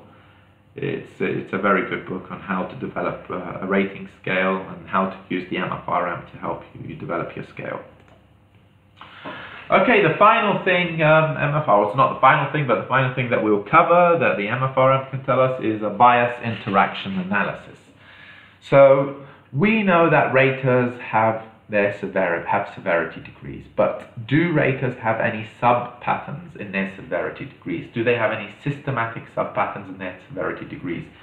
Do they exhibit the same severity degree across all test takers, or do they consistently score one group of test takers more leniently than another? So do they score, say, male and female students with the same severity, or are they scoring male students more leniently than female? Same thing with ethnicity, religion, speciality, whatever. Like L1, first language, this is something that you might find. If a rater can speak the language of the student who's writing an essay in English, they may be more severe or more lenient. Sometimes they could be more lenient because, you know, I speak Arabic, and if an Arab came and spoke English to me, I understand, even if it was broken English, I understand what they're trying to say simply by thinking, you know, in Arabic. So if an Arab student wrote an essay or, you know, spoke in front of me, I am more likely to understand, as an English teacher, I'm more likely to understand what they're trying to say than a Chinese English teacher. Now, the same could be said. A Chinese teacher will understand what a Chinese student is saying a lot more than I will. So I may be slightly more severe rating that Chinese student, and the Chinese English teacher may be slightly more severe rating the Arab student, simply because we don't share each other's L1, our first language. There are many ways to look at bias interactions, really. There's endless possibilities. Other things you want to look at: do they exhibit the same severity degree? Going back to the raters and test takers. In our example, we're looking at, we've got native speakers and non-native speakers. We want to see, are the natives, and we've got short sentences and long sentences. We want to see, is there an interaction between raters and scripts? Is there an interaction between the raters and the short sentences and the raters? Are they rating the short sentences and long sentences the same? Or are they being more severe when scoring short sentences and more lenient when scoring long sentences, or vice versa? We'll see that in a minute. Another thing you want to look at is, do they exhibit the same severity degrees across all tasks, or do they consistently score one task more leniently than the others? So, for example, say we have a compare and contrast essay and an argumentative essay. Are they scoring them? Are they being, similarly severe or lenient on both? Or are they systematically being slightly more severe when scoring one or the other? You also want to look at criteria. Do they exhibit the same severity degrees across all criteria, or do they consistently score one criterion more leniently or severely than others?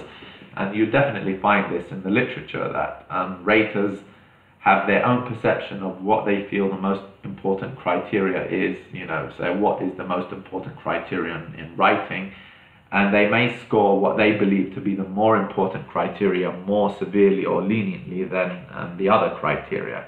And raters, in my thesis, I can't remember any now, but I've covered quite a bit of literature where raters definitely do that. So criteria they feel is more important, they would rate more severely maybe. Or what they sometimes do is they just have a unique pattern where maybe they'd score one criteria, they're always more severe when scoring a specific criteria, like grammar. Sometimes a lot of teachers are a lot more severe when they score grammar than scoring holistic features of writing.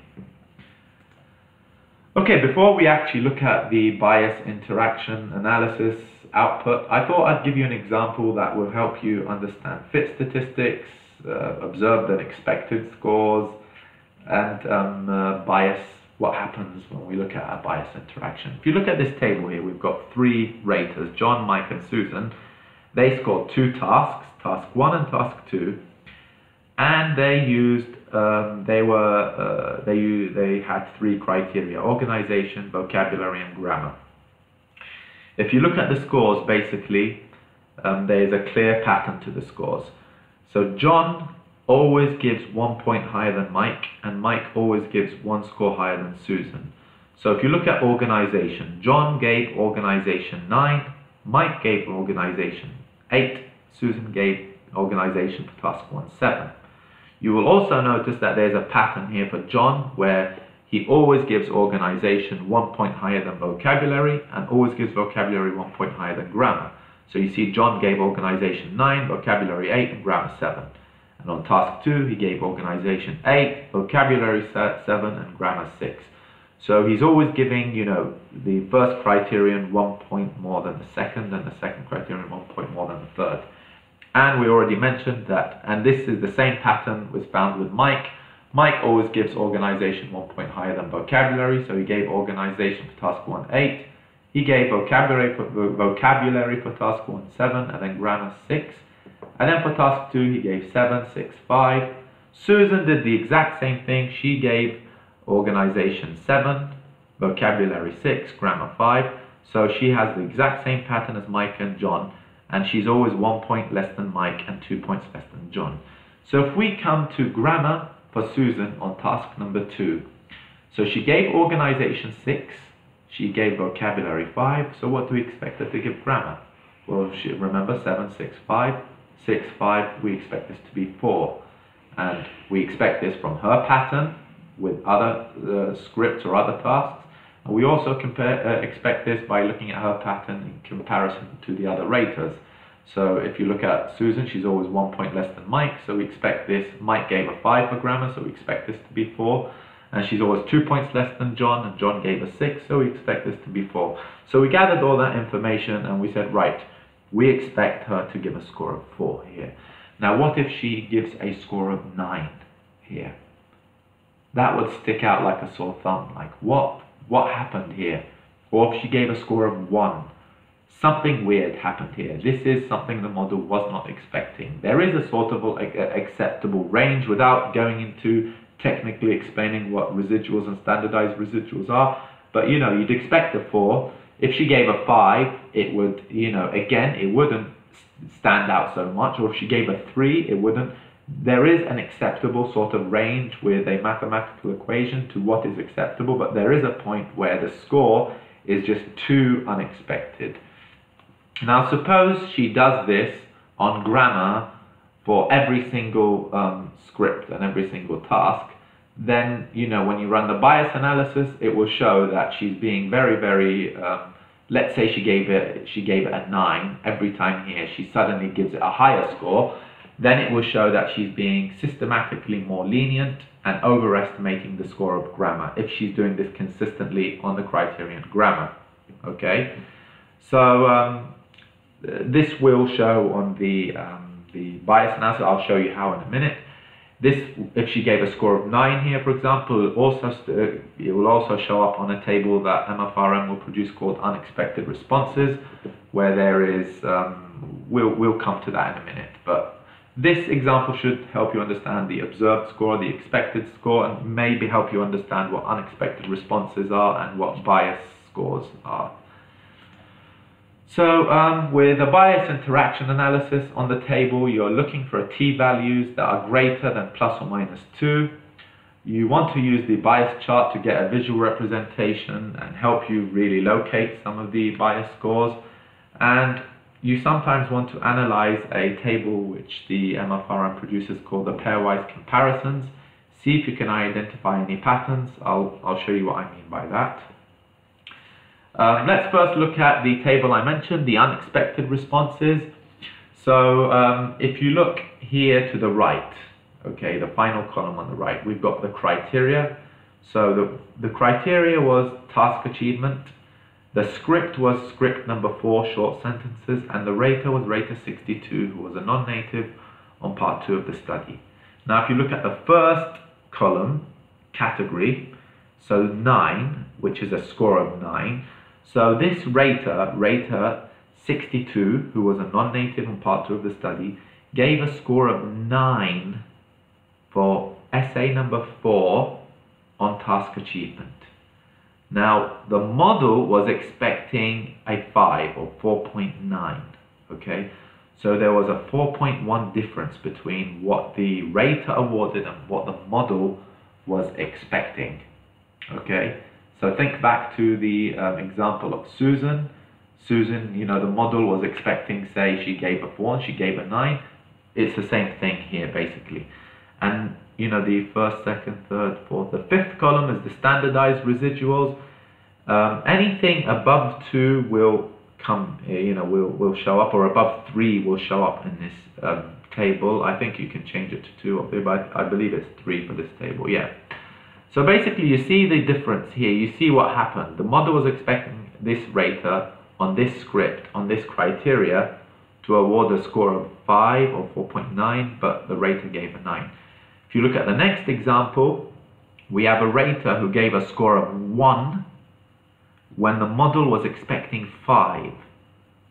So the residual was -4, so the observed score was 4 points less, or 4 categories less than the expected score, and the standardized residual is -4.6, and this rater was rater 64, who is a non-native speaker in part 2 of the study on script 18 long sentences on the criterion task achievement. What you want to do is you want to, again, enjoy playing detective here. The first thing you want to do is look at the criteria. Just eyeball the criteria and see, is there, you know, are the unexpected responses, you know, distributed, you know, amongst all the criteria, or is there one specific criteria that, you know, that all the unexpected responses were found in? Here it seems like, no, there's a variety. We've got 1, 2, 3s and 4s everywhere. But, you know, you want to play detective. You want to look at what was the criterion that had the most unexpected responses, and what was the criterion that had the least unexpected responses. You want to do the same thing with the scripts. Are the scripts, were the unexpected responses associated most with scripts as short sentences or long sentences, or were they even? You also want to see the raters. This raters here, this is really telling. You can see already that all the unexpected responses were by NNS, non-native speakers, and nearly all of them were on the non-native speakers in part 2 of the study. Again, these were the raters who were rating in the presence of a researcher. So they were acting funny. They were definitely acting funny, and it's the responses that they were giving were completely unexpected. And as Rita Green always says, results speak to one another. If you remember their fit statistics, their infits and outputs weren't that great. The unexpected responses, you see that most of the unexpected responses, bar 2, were all the non-native speakers in part 2 of the study. And then you want to look at the categories or the scores. Which scores were, associated, were observed most in the unexpected responses? You'll see that they are the extreme scores, 9s, 1s, 2s, and 8s, with the exception of a couple of 6s. Here, 2 6s and a 7. Okay, but all the scores were, 1, 2, 9, and 8. So, again, play detective and, look into your data and see what it's telling you.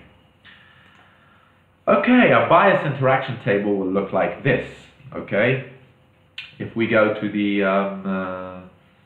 let's go to the last columns on the right. We've got the measure, forget that. We've got the script. So script number 14, there was an interaction between script number 14, long sentences, and rater 67, who was a non-native speaker in part 2 of the study. Okay, SQ is the sequence, so 9, 4, 5. It's not. You don't worry about that. It's basically what the MFRM did is it looked at all the possible interactions between every single rater and every single script. So sequence number 945 was investigating the interaction between rater 67 and script 14. Okay, and if you come here to the 1, 2, 3, 4, 5, 6, column number 7 is the T. It's 3.55, and remember we said anything above plus or minus 2 is significant. So this interaction here between rater 67 and script 14, there was a significant bias towards it. And if you come to the first column, the observed score was 35. Now remember, we've got 4 criteria. Each criteria was out of 9. So we have a score of 35 here. The expected score, if you look at the expected score, it was 21 point, or this could say 21, round it off, and the rater awarded a 35. So the score that the rater gave was much higher than the model was expecting. Okay,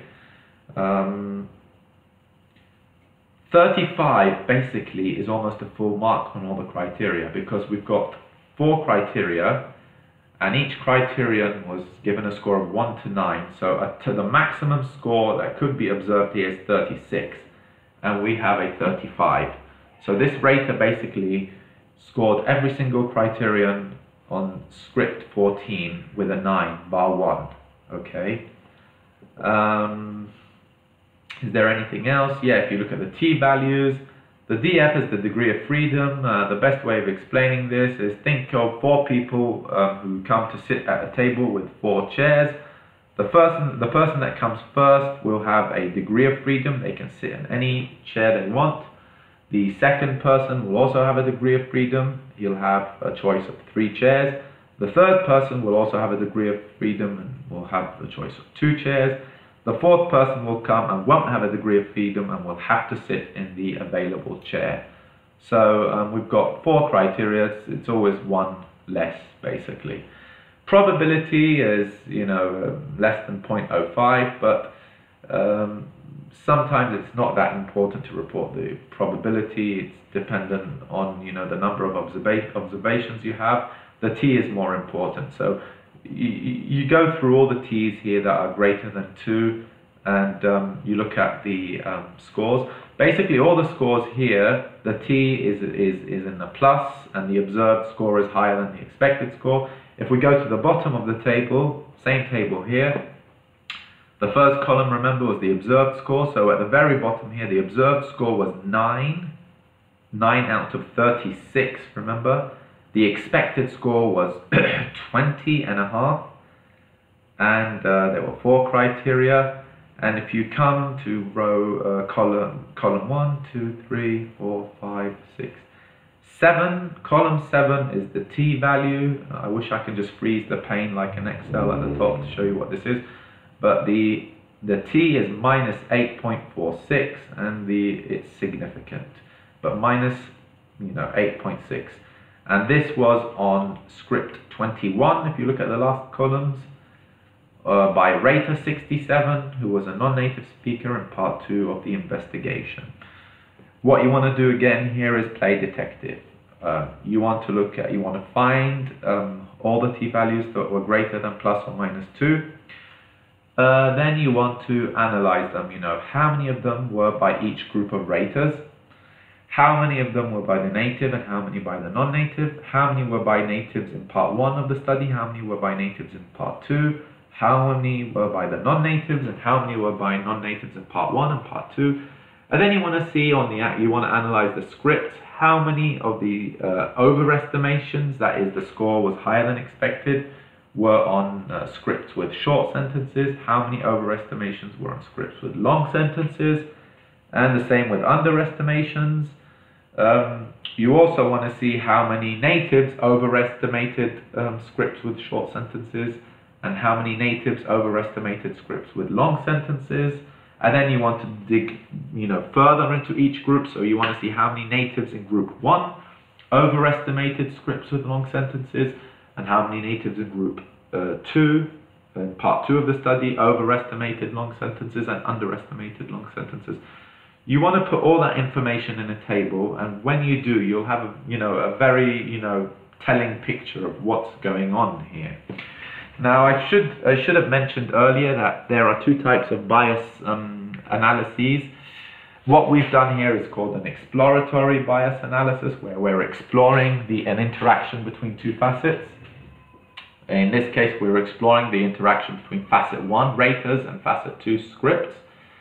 Another type of analysis, bias analysis, could be a confirmatory bias analysis. You might want to look at males, females. You'll need to create like a dummy facet, and it's slightly a bit more complicated than this, but it's something you can do. Just remember that you can do it in another way, and we're just looking at one way here, basically. Okay, let's look at the next term. The next chart is basically a bias interaction chart. This is useful to look at again to locate the bias, where all the biases occurred. If you look here at the rows, it says raters absolute measure and scripts the columns is scripts and the rows are raters absolute measure. At the bottom left here you see AM12. That is absolute measure. 1 was our raters, 2 was the scripts. We can reverse this order and put AM, the absolute measure of 2, which will be scripts. So scripts will come down here in the rows and raters will go up in columns. Okay, but when we look at this, this is the 0 here in the middle. We want to find everything that is above 2 and minus 2. Okay, you look at this and you basically, this is just an image, but if you get this up on Excel, you just hover your mouse hover your cursor over any point here, it will tell you which rater by which script. And this just gives you an image, a visual representation of your bias patterns.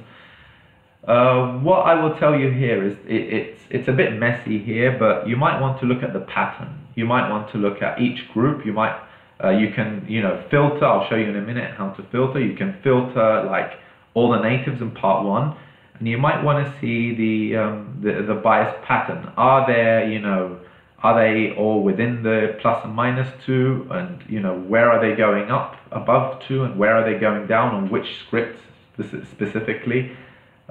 Do they have a group pattern or not? And you want to do that with every group on both script types, okay? This is basically the reverse order. If you look at the bottom here, the green, it says AM21. So in our rows, we've got the scripts, and at the top, we've got our raters. It's just another way of looking at what we just mentioned. Again, I said you can filter it. If we look at the next example here, I have filtered, again, we're looking at AM12, so raters in the rows and scripts in the columns, and then I highlighted, or I filtered for rater 44, who was a non-native speaker, and this gives us his bias pattern. Again, we want anything above 2 or below -2. Well, already we can see that nothing is below -2, so this rater didn't underestimate any scripts. He did overestimate a couple of scripts. If we hover our cursor over these here, these points, it will tell us which scripts there were. You can do this for every single rater, or you can do it with every single script. This is useful for rater training. You know, you want to highlight, you want to filter every single rater and print out, a chart, a bias chart, and explain to them, where they are being more lenient than expected and where they're being more severe than expected. If you want to investigate the script, you just put the AM21, so you've got the scripts in the rows, and then you just highlight a single script, and it will tell you how raters rated that script and which raters were biased. Again, you might want to see a pattern here. You might want to observe patterns. So again, we've got 0, above 2, we've got 1 rater, who I believe might be rater 65. And then we've got quite a few raters who underestimated script 1 short sentences. Again, you want to look at every single script and see if you can find any pattern. Is there, what is the pattern for short sentences? Maybe natives the natives in part 2 of the study are overestimating a certain type of script, and the natives in part 1 are overestimating or underestimating a certain type of script. You want to play detective. I mean, come on, I know you love it. Everyone does. Don't feel ashamed or embarrassed about it. The last thing we want to look at is pairwise comparisons. Okay, so how do we read this? Well, if you look at the first column here, we've got a script 21. It's going to tell us about two raters who differed significantly in the scores they awarded to this single script. So the first 2 columns, we've got script number 1, and then the next major column, we've got target measure, standard error, observed, expected, average difference, and then the context, the number, and the rater. So we want to just look at the rater here. So rater 34 NNS, okay, differed significantly. That if we look at the next column where it says NU and RATE, which is rater 67 NNS part 2. So rater 34, non-native speaker in part 1 of the study, differed significantly than rater 67, who is a non-native speaker in part 2 of the study. And the T, if you look at the column 3rd from last, is 7.69. It's greater than 2, and it's significant, less than 0.05. What you want to do here again is play detective. Highlight all the significant differences, T is greater than plus or minus 2, and see if you can find any patterns. How many differences are there between raters within the same group? Remember, we have 4 groups: natives in part 1, natives in part 2, non-natives in part 1, and non-natives in part 2. How many differences were there amongst raters within each group, and how many differences were there between raters in one group and raters in another group? And you might want to put that information in a table. So how many pairwise differences were there between, say, natives in part 1 and natives in part 1, so members of their own group? Put the number in the table, in the cell. How many differences were there between natives in part 1 and non-natives in part 1? How many significant differences were there between natives in part 1 and natives in part 2? And how many differences were there between natives in part 2 and non-natives in part 2.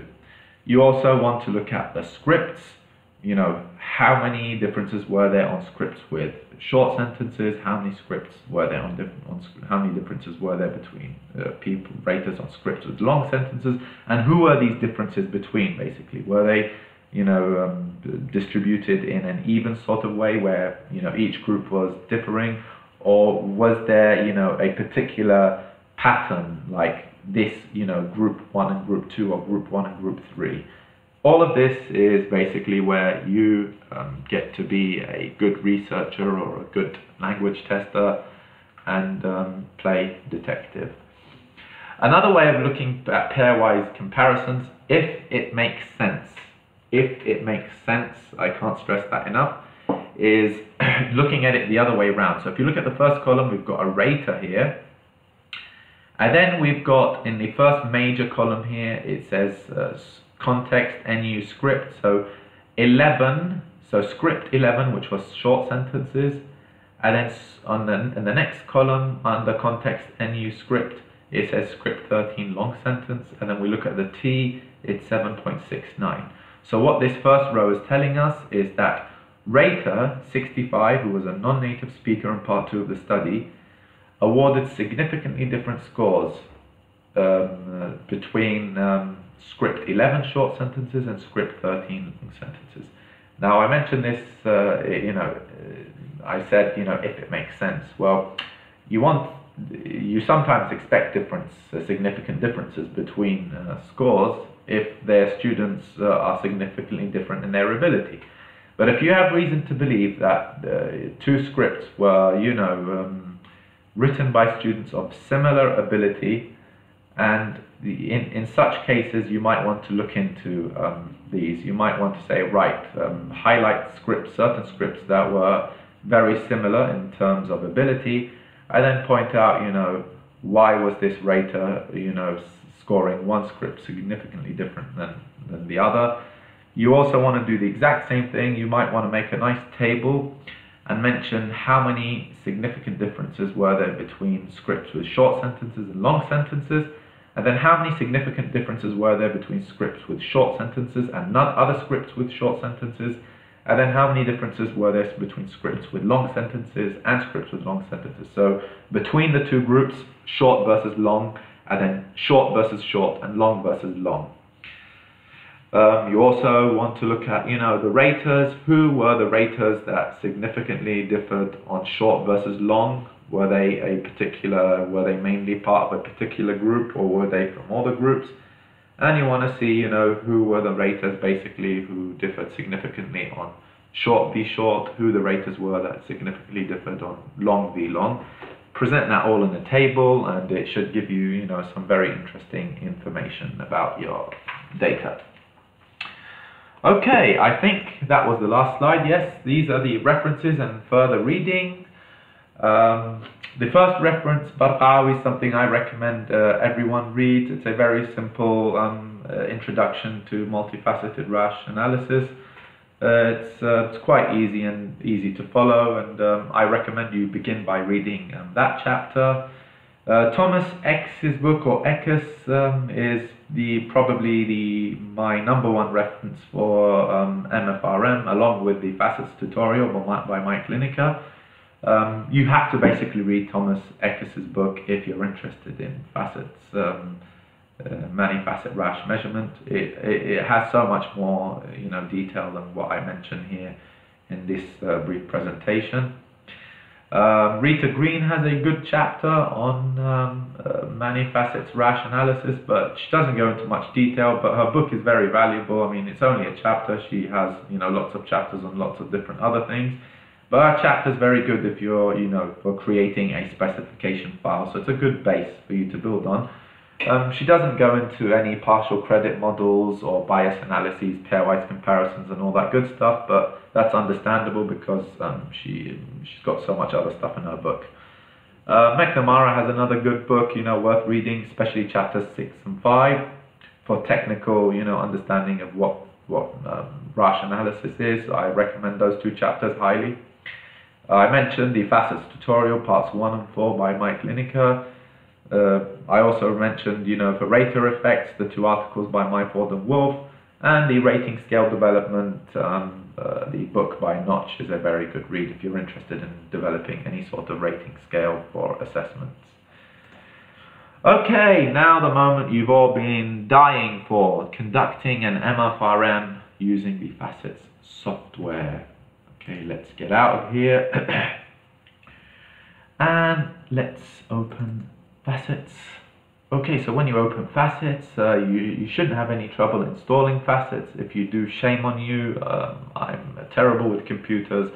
Just click next, next, next, accept, and okay, and you should be fine. Okay, so the first thing you want to do is really explore the help option here. So, this is very useful. You've got, contents, lots and lots of different things here. You can just search for anything in particular.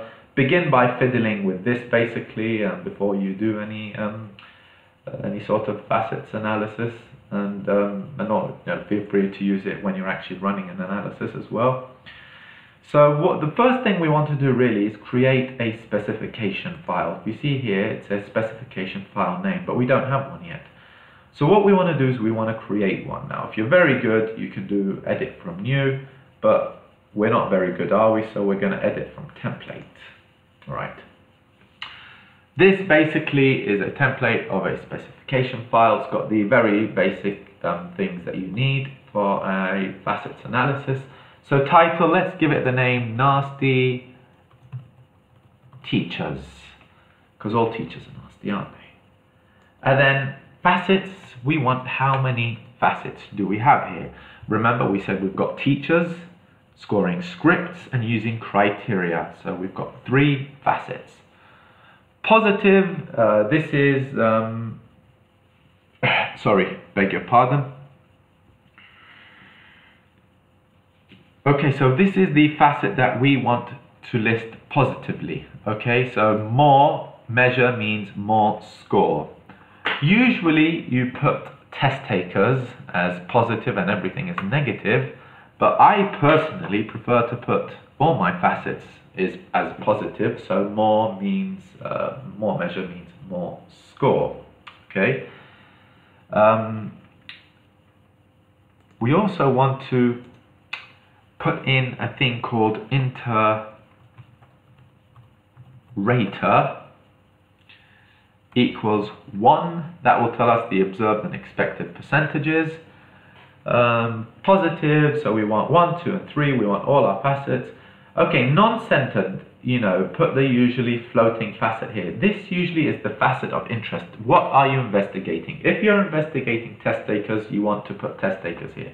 This study here, we're investigating rater behavior. So what we'll do is we'll put the rater here. So the non-centered is raters were facet number 1, so we'll keep that as 1. Vertical, put the controls for vertical for the rulers in table 6 here. What you want to do here is specify facet number 1, which is raters. We want n, the number. Facet number 2, which is script, we also want the number. Facet number 3, which is criteria, we want A, which I think stands for alphabet, and N, I believe, is number. Okay, I'll show you what that means in a minute when we get the actual table up. Okay, arrange M, N. This basically tells you, table 7, how would you like it arranged? Would you like it arranged by the number of the rater or test taker or whatever? Or would you like it by the measure? I'd keep it as the measure, but if it makes sense for you to put, rater 1 first, then rater 2, then rater 3, then you might want to put M and just put a comma, then number 2N. That will tell you, to make another table for the raters arranged from number 1 to whatever. Okay, so this basically is our model. Let me just get these up. Okay, so we've got question mark, question mark, question mark, R, question mark. What is this? Question mark number 1 is facet number 1. It means any element in this facet can interact with question mark number 2. So any element in facet 1 can interact with any element in facet 2 and interact with any element in facet 3. So question mark number 1 is facet number 1, the second question mark is facet 2, and the third question mark is facet 3. So any element from the raters, so raters can interact with scripts and can interact with criteria and produce a rating, which is our R. Now our rating, our maximum score is 9, so we just specify R9. If it was 6, you put number 6, so it will ignore any number that is higher than whatever number you specify here. Again, this is a rating scale. If, for example, you wanted to, if it was a dichotomous scale, you just put letter D. Okay, labels. All right, name of facet number 1. So facet number 1 are our raters. Okay, so how many raters do we have? We have from raters 1 to 74. Okay, now 1 to 30 equal NES.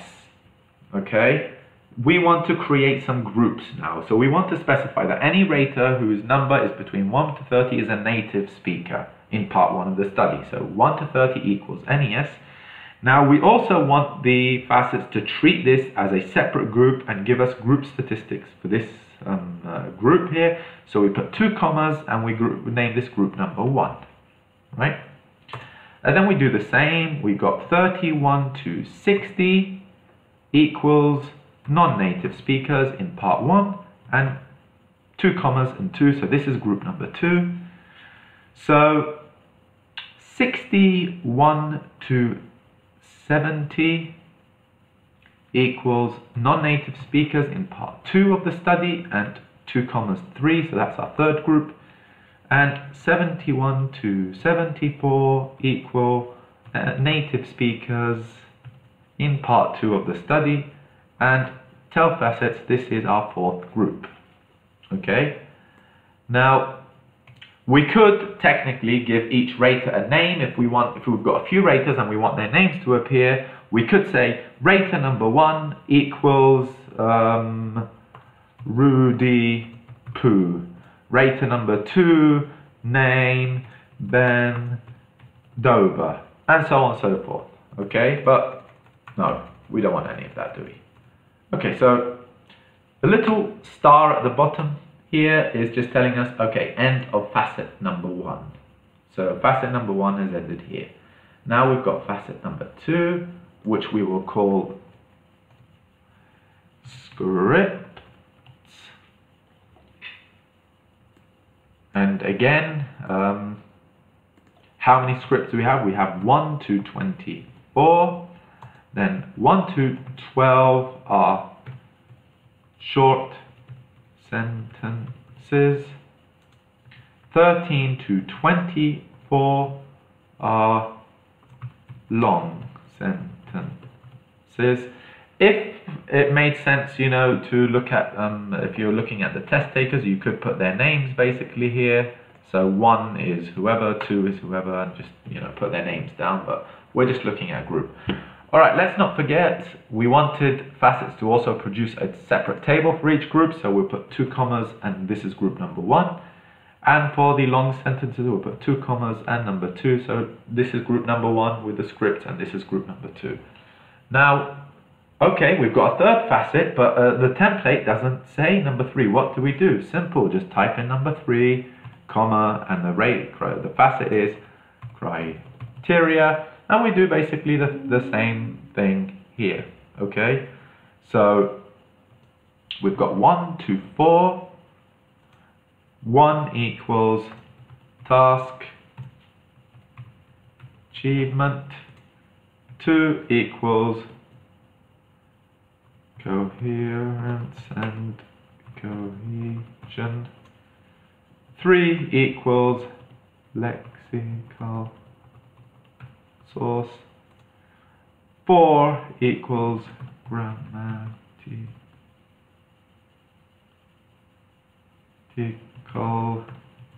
range, and accuracy. And then you want to put Shift and 8 for the star.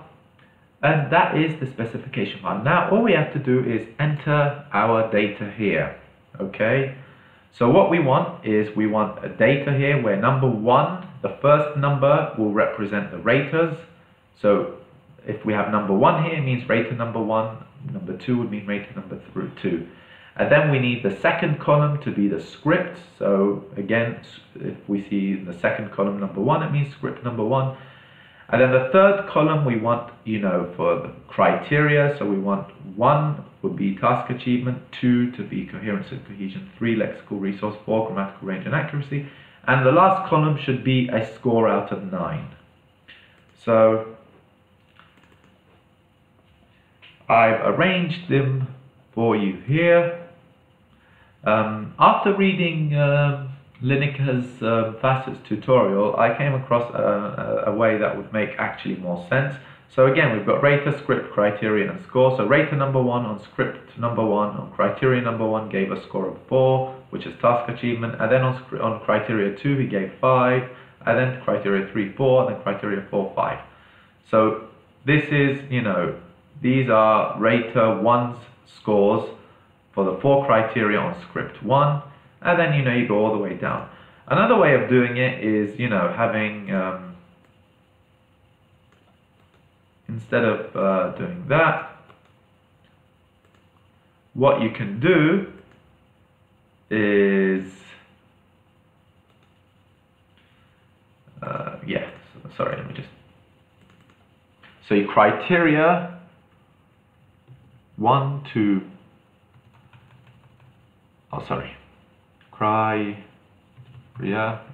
then what's going on, what am I doing, then score. So what you can do here is you can put rater number 1 on script number 1. So criteria, we've got 1 to 4, and then just put a letter A. So Facet will ignore this. And then for score here, you put for task achievement, what did he give? A 4. For coherence and cohesion, he gave a 5, and then 4, and then 5. So score here, you just put task achievement, coherence and cohesion, and I'll just lexical resource, and range and accuracy. Okay, so then all you have to do is just, you've got them all in a nice line, and it won't be so many rows. But I was just taught this way, and yes, I guess I'm just used to this. So what we're going to do is we want to copy all of these, the data here. What happened?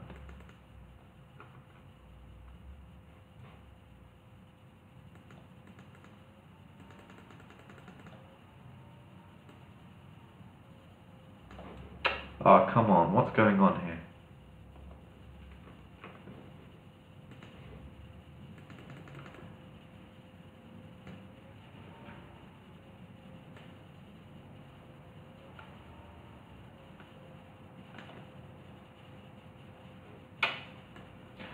Sorry, just seems to, Excel seems to have a mind of its own right now. I'll have to do this the hard way, I guess. So we'll just highlight them all. I was trying to just shift and click towards the end, but no, it wouldn't have it, would it? Okay, so let's do it the difficult way. Let me take a sip of my favorite beverage. Yuck, disgusting.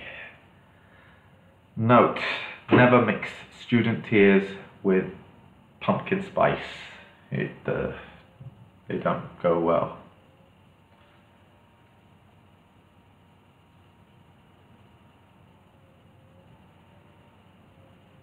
Alright, we're at rater 55 now. We're going up to 74.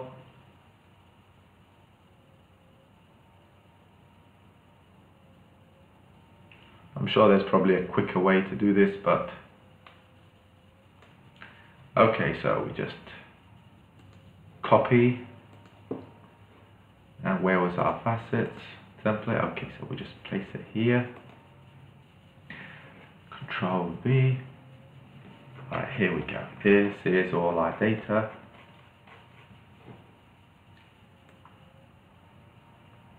But sometimes it does something funny. Yeah. Facet sometimes does this. It does it twice. Like, I'm not sure what's going on here, but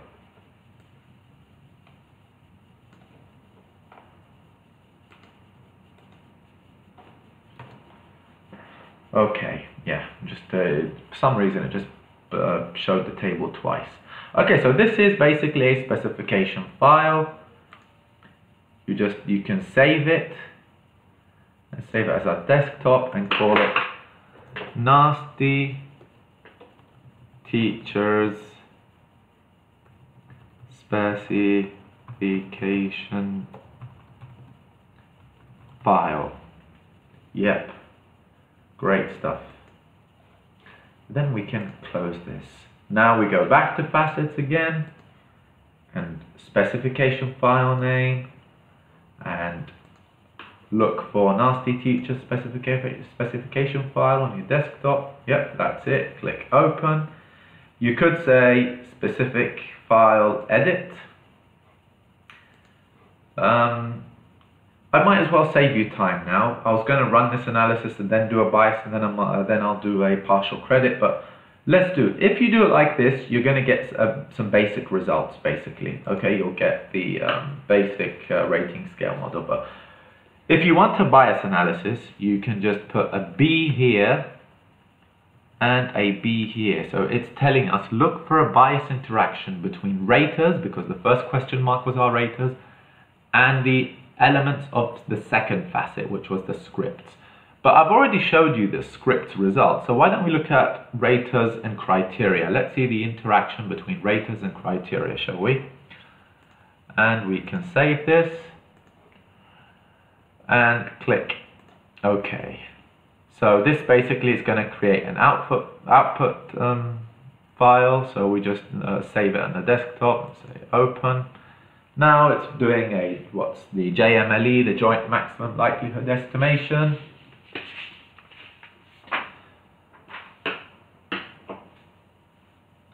Okay, here we go. Alright, so a lot of the tables you can ignore here, like table 1 is just telling you the specifications. You can check if your numbers are correct for each facet. Table 2 is just giving you a data summary report, saying us what happened. Table 3 is an iteration report. It's the estimation process that I mentioned, the Joint Maximum Likelihood Estimation. Other programs like RUM and Conquest use different estimations, but in my experience, the results are not going to be that, majorly different. It says Table 4, unexpected responses appears after Table 8, so we'll get this table a bit later. Table 5 is just some global summary statistics. You might want to check the chi-square, it should be significant, which it is. And this is the first vertical ruler, so to speak. So we've got the measures here, ranging from -2 to 3. And we've got our raters, again positive, so the higher raters gave more scores. And we've got a star in each. It should have come, I think I must have done something wrong in the specifications, because I thought that we'd get the name of the rater here, or at least the number of the rater, but I don't know, I have to double check. Scripts again, we've got these, this is the measurement of script, and this is the distribution of the criteria, and then we've got the scale here going from 1 to 9. So everything's neat and tidy here. Everything after that we will see in other tables, but I just want to show you how to read this. The only confusing thing here is, suppose we've got number 4 here for the infit ZSTD. Suppose we have a 1 above the 4. Well, you read this vertically. So if we had a 1 above the 4, it means 14. You just read that as 14. Okay, let's look at our first table 7, raters measurement report. We've already looked at that, so this is what you're going to get. You've got the total score, the total count, the precision, the accuracy. Again, you want to look for fit statistics that are greater than 1.5 first. You've got one that's less, or it's on the border here, but that's not so problematic. You want to check, for the big ones, for anything above 1.5, remove them, and then the ones that are overfitting will probably be a lot more fitting and fit a lot better. So we've got, these are the separations, strata, and inter-rater reliabilities that we, or the reliability that we covered, and the chi-square and all that stuff. And then again, because we specified this is the raters measurement report for group 1, the raters measurement report for group 2 and 3 and 4. You should be able to read all these by now. Again, this is a summary for each group. You might want to look at that. We covered that in the presentation. Okay, same thing, script measurement report. We've already covered this, so group 1 short sentences, group 2 long sentences, and then you can look at both groups here. The criteria measurement report, you've seen all that. And then the unexpected responses are right here. And then the bias interaction, again, so we've got, bias between, if we look here, rater 7 and criteria number 4, grammatical range and accuracy. Remember, we're looking now for the interaction. In the presentation, we saw rater versus script. This is rater versus criteria. So what you want to do here is, again, play detective. You're going to look at all the t-values that are greater than 2, okay, and then see which was the criterion that had the most bias patterns or bias interactions. You want to see which criterion was overestimated the most, which criterion, that is, people gave it, raters gave the observed score was higher than expected, significantly higher. You want to see which criterions were underestimated the most. You also want to look at each group. So NES in part 1, what is the criteria that they overestimated the most? Is there a pattern? What was the criteria they underestimated the most? And you do that with every single group, basically. So you can look at it as a group from a number of different angles. You create a number of different tables. So, you put grammatical range and accuracy. How many times was it overestimated overall? How many times was it underestimated overall? And then on a group level, how many times was it overestimated by the NES in part 1? How many times was it underestimated by NES in part 1? And you do that for every single group, and you should have a nice table there that will give you a very nice picture. And then if you go down, we don't have the pairwise comparison, so what we have to do basically is go back to facets here, and click on output tables and plots. Go to where it says tables 13, 14, 12, 13, 14. It says bias interaction reports and plots. That's what you want. Now, if you wanted to change the interaction between raters and criteria, you just click here and it'll give you the rater script. But we want to keep the interaction here. What you want to do is you just want to click table 14 here. And then if you want to save the results, click permanent output file, but I don't want to save them, so I'll just put temporary output file. They're in descending order by bias size. So if you click that, you should get the report with an Excel bias chart. So we'll begin by looking at this here, and it should also give you pairwise comparisons. Yeah, we've already seen this, haven't we? Yeah, okay, so pairwise comparisons. Again, you want to investigate this. So we've got, for criteria number 4, grammatical range and accuracy, there was a significant difference between rater 7 and rater 36. Rater 7 NES in part 1 and rater 36 NNS in part 1. And the T was greater than 2. Again, I know you're probably sick of hearing me say this, but play detective. You can see here already there's a lot of grammatical range and accuracy, quite a lot, coherence and cohesion. You want to see, how many significant differences were there on grammatical range and accuracy, and who are they between? Can you find any patterns? That's where, you really shine as a researcher or as a tester, basically, is by, creating lots of tables that summarize this information in a way that is meaningful and telling. You want to paint a very clear picture of what's going on with your data here. And this is the bias interaction chart here. We looked at 1 and 2, which was raters and script. We're looking now at AM, absolute measure of 1 and 3, raters and criteria.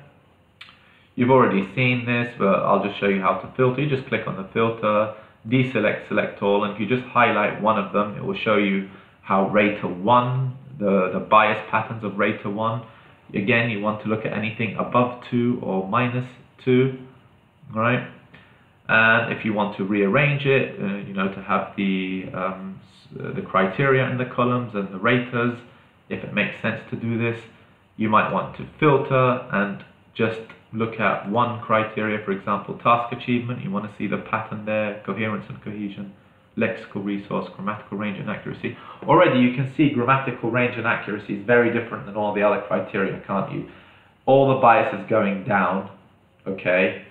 And they seem to be underestimating it a lot more, especially the non-natives in part 2 of the study. If you look at anything above 0, it's higher than expected. Anything lower than 0 is less than expected. So if you notice from here, we're at right about rater 31. You can see that that's where the non-natives in part 1 of the study were underestimating grammatical range and accuracy. So that's that. Let's just show, let's do another, let's do a partial credit model, shall we? Before we do that, I'll just show you quickly, okay? So we want, careful you don't choose the output file, because now we have an output file. You want Nasty Teacher specification file. Don't choose the one with the .out. So you choose this, specification file edit. Now, suppose you want a bias interaction between rater, script and criteria, what we call a three-way interaction. So it will show you the interaction between rater, script and criteria. You just add another B over here. So you've got B for rater, by B for criteria, by script, and B for criteria. But we don't want that now, so let's remove all the B's. That sounded a bit rude, didn't it? Okay, so we want a partial credit now for the criteria. So we want to look at each criterion on its own and assume that it has a separate scale structure. So what we do is we just put the hashtag instead of the question mark. And then you save, close, and then click OK and OK. So you're going to get exactly the same tables as we've looked at in the presentation and that we've just looked at just now, with a bit extra towards the end. So you've seen all this. I'm just going to save you time. So the script measurement report. Okay, so you've seen this, a criteria measurement report, all right? But what you're going to get extra here, beg your pardon, is table 8.1, category statistics. You saw the category statistics previously for all the criteria combined. Here it's giving you one by one. So it's giving you the criteria task achievement, and it's telling you the score of 1 was used once, the score of 2 was used 3 times, the score of 3 was used 166, and you know how to read that. And then you want to look at the average measure. So the average measure is 0.27, and then it increased to 0.53, and then it decreased to minus 0.48. So I hope you remember what that means. It means that people in group 3 had less, were on their average measure was less than people in group 2 and 1, but that might be understandable because there are only 4 people there. Again, an argument may be that we want to collapse these 3, and then you know basically you should know how to read it, and you should know how to read the category probability curves here. And then we have the same here table for coherence and cohesion, and you'll have the same for lexical resource and the same for grammatical range and accuracy. Right, great stuff, right? All right, we'll do one more. We'll do one more. I know you still you haven't had enough, so let's do specification file. Let's choose Nasty Teachers, not the one with output. and then specification file edit. Now let's keep this as a question mark. We want to create a partial credit for the raters. So we change the question mark to a, there was something I should have read with you that I'll make it partial credit for raters and for criteria, okay? And I'll show you what sort of things you'll get. Okay.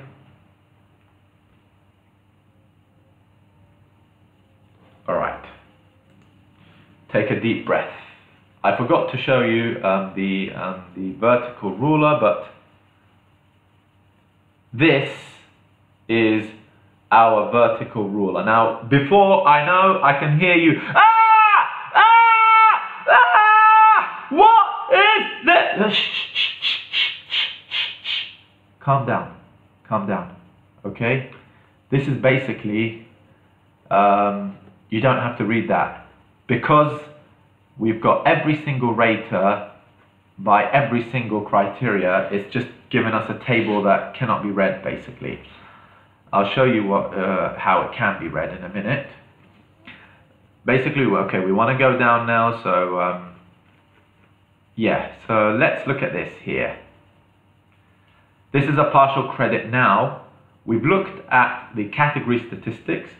We're going to look at the category statistics for Rater 1 on Criteria 1. So Rater 1, how did Rater 1 score task achievement? So for task achievement, he basically awarded scores of 4, 5 and 6. So again, central tendency effect here, okay?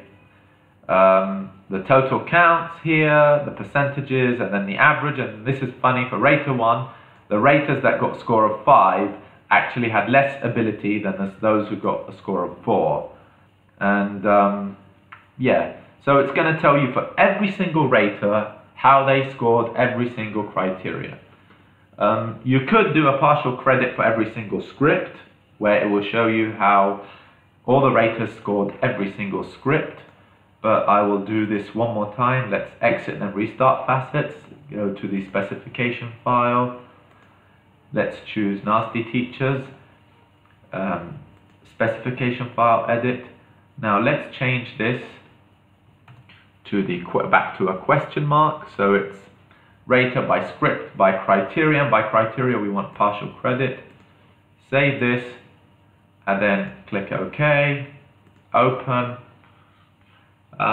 One more thing I want to show you and we'll be done.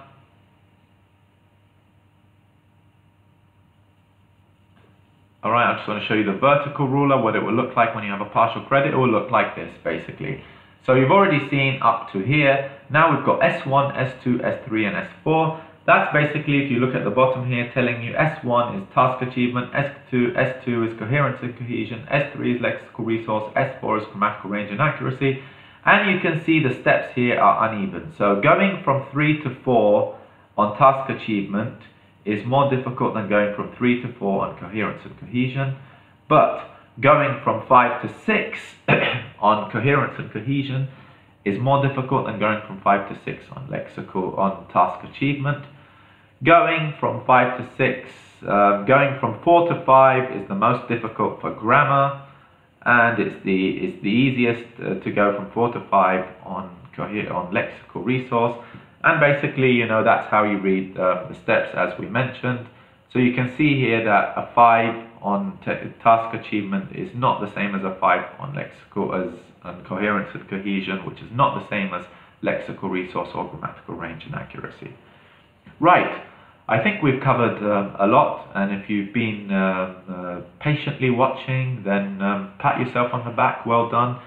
You're welcome if you found this useful and or amusing, and if you did not find this useful and or amusing, I hope the beast with 5 fingers reaches out the screen and slashes your face.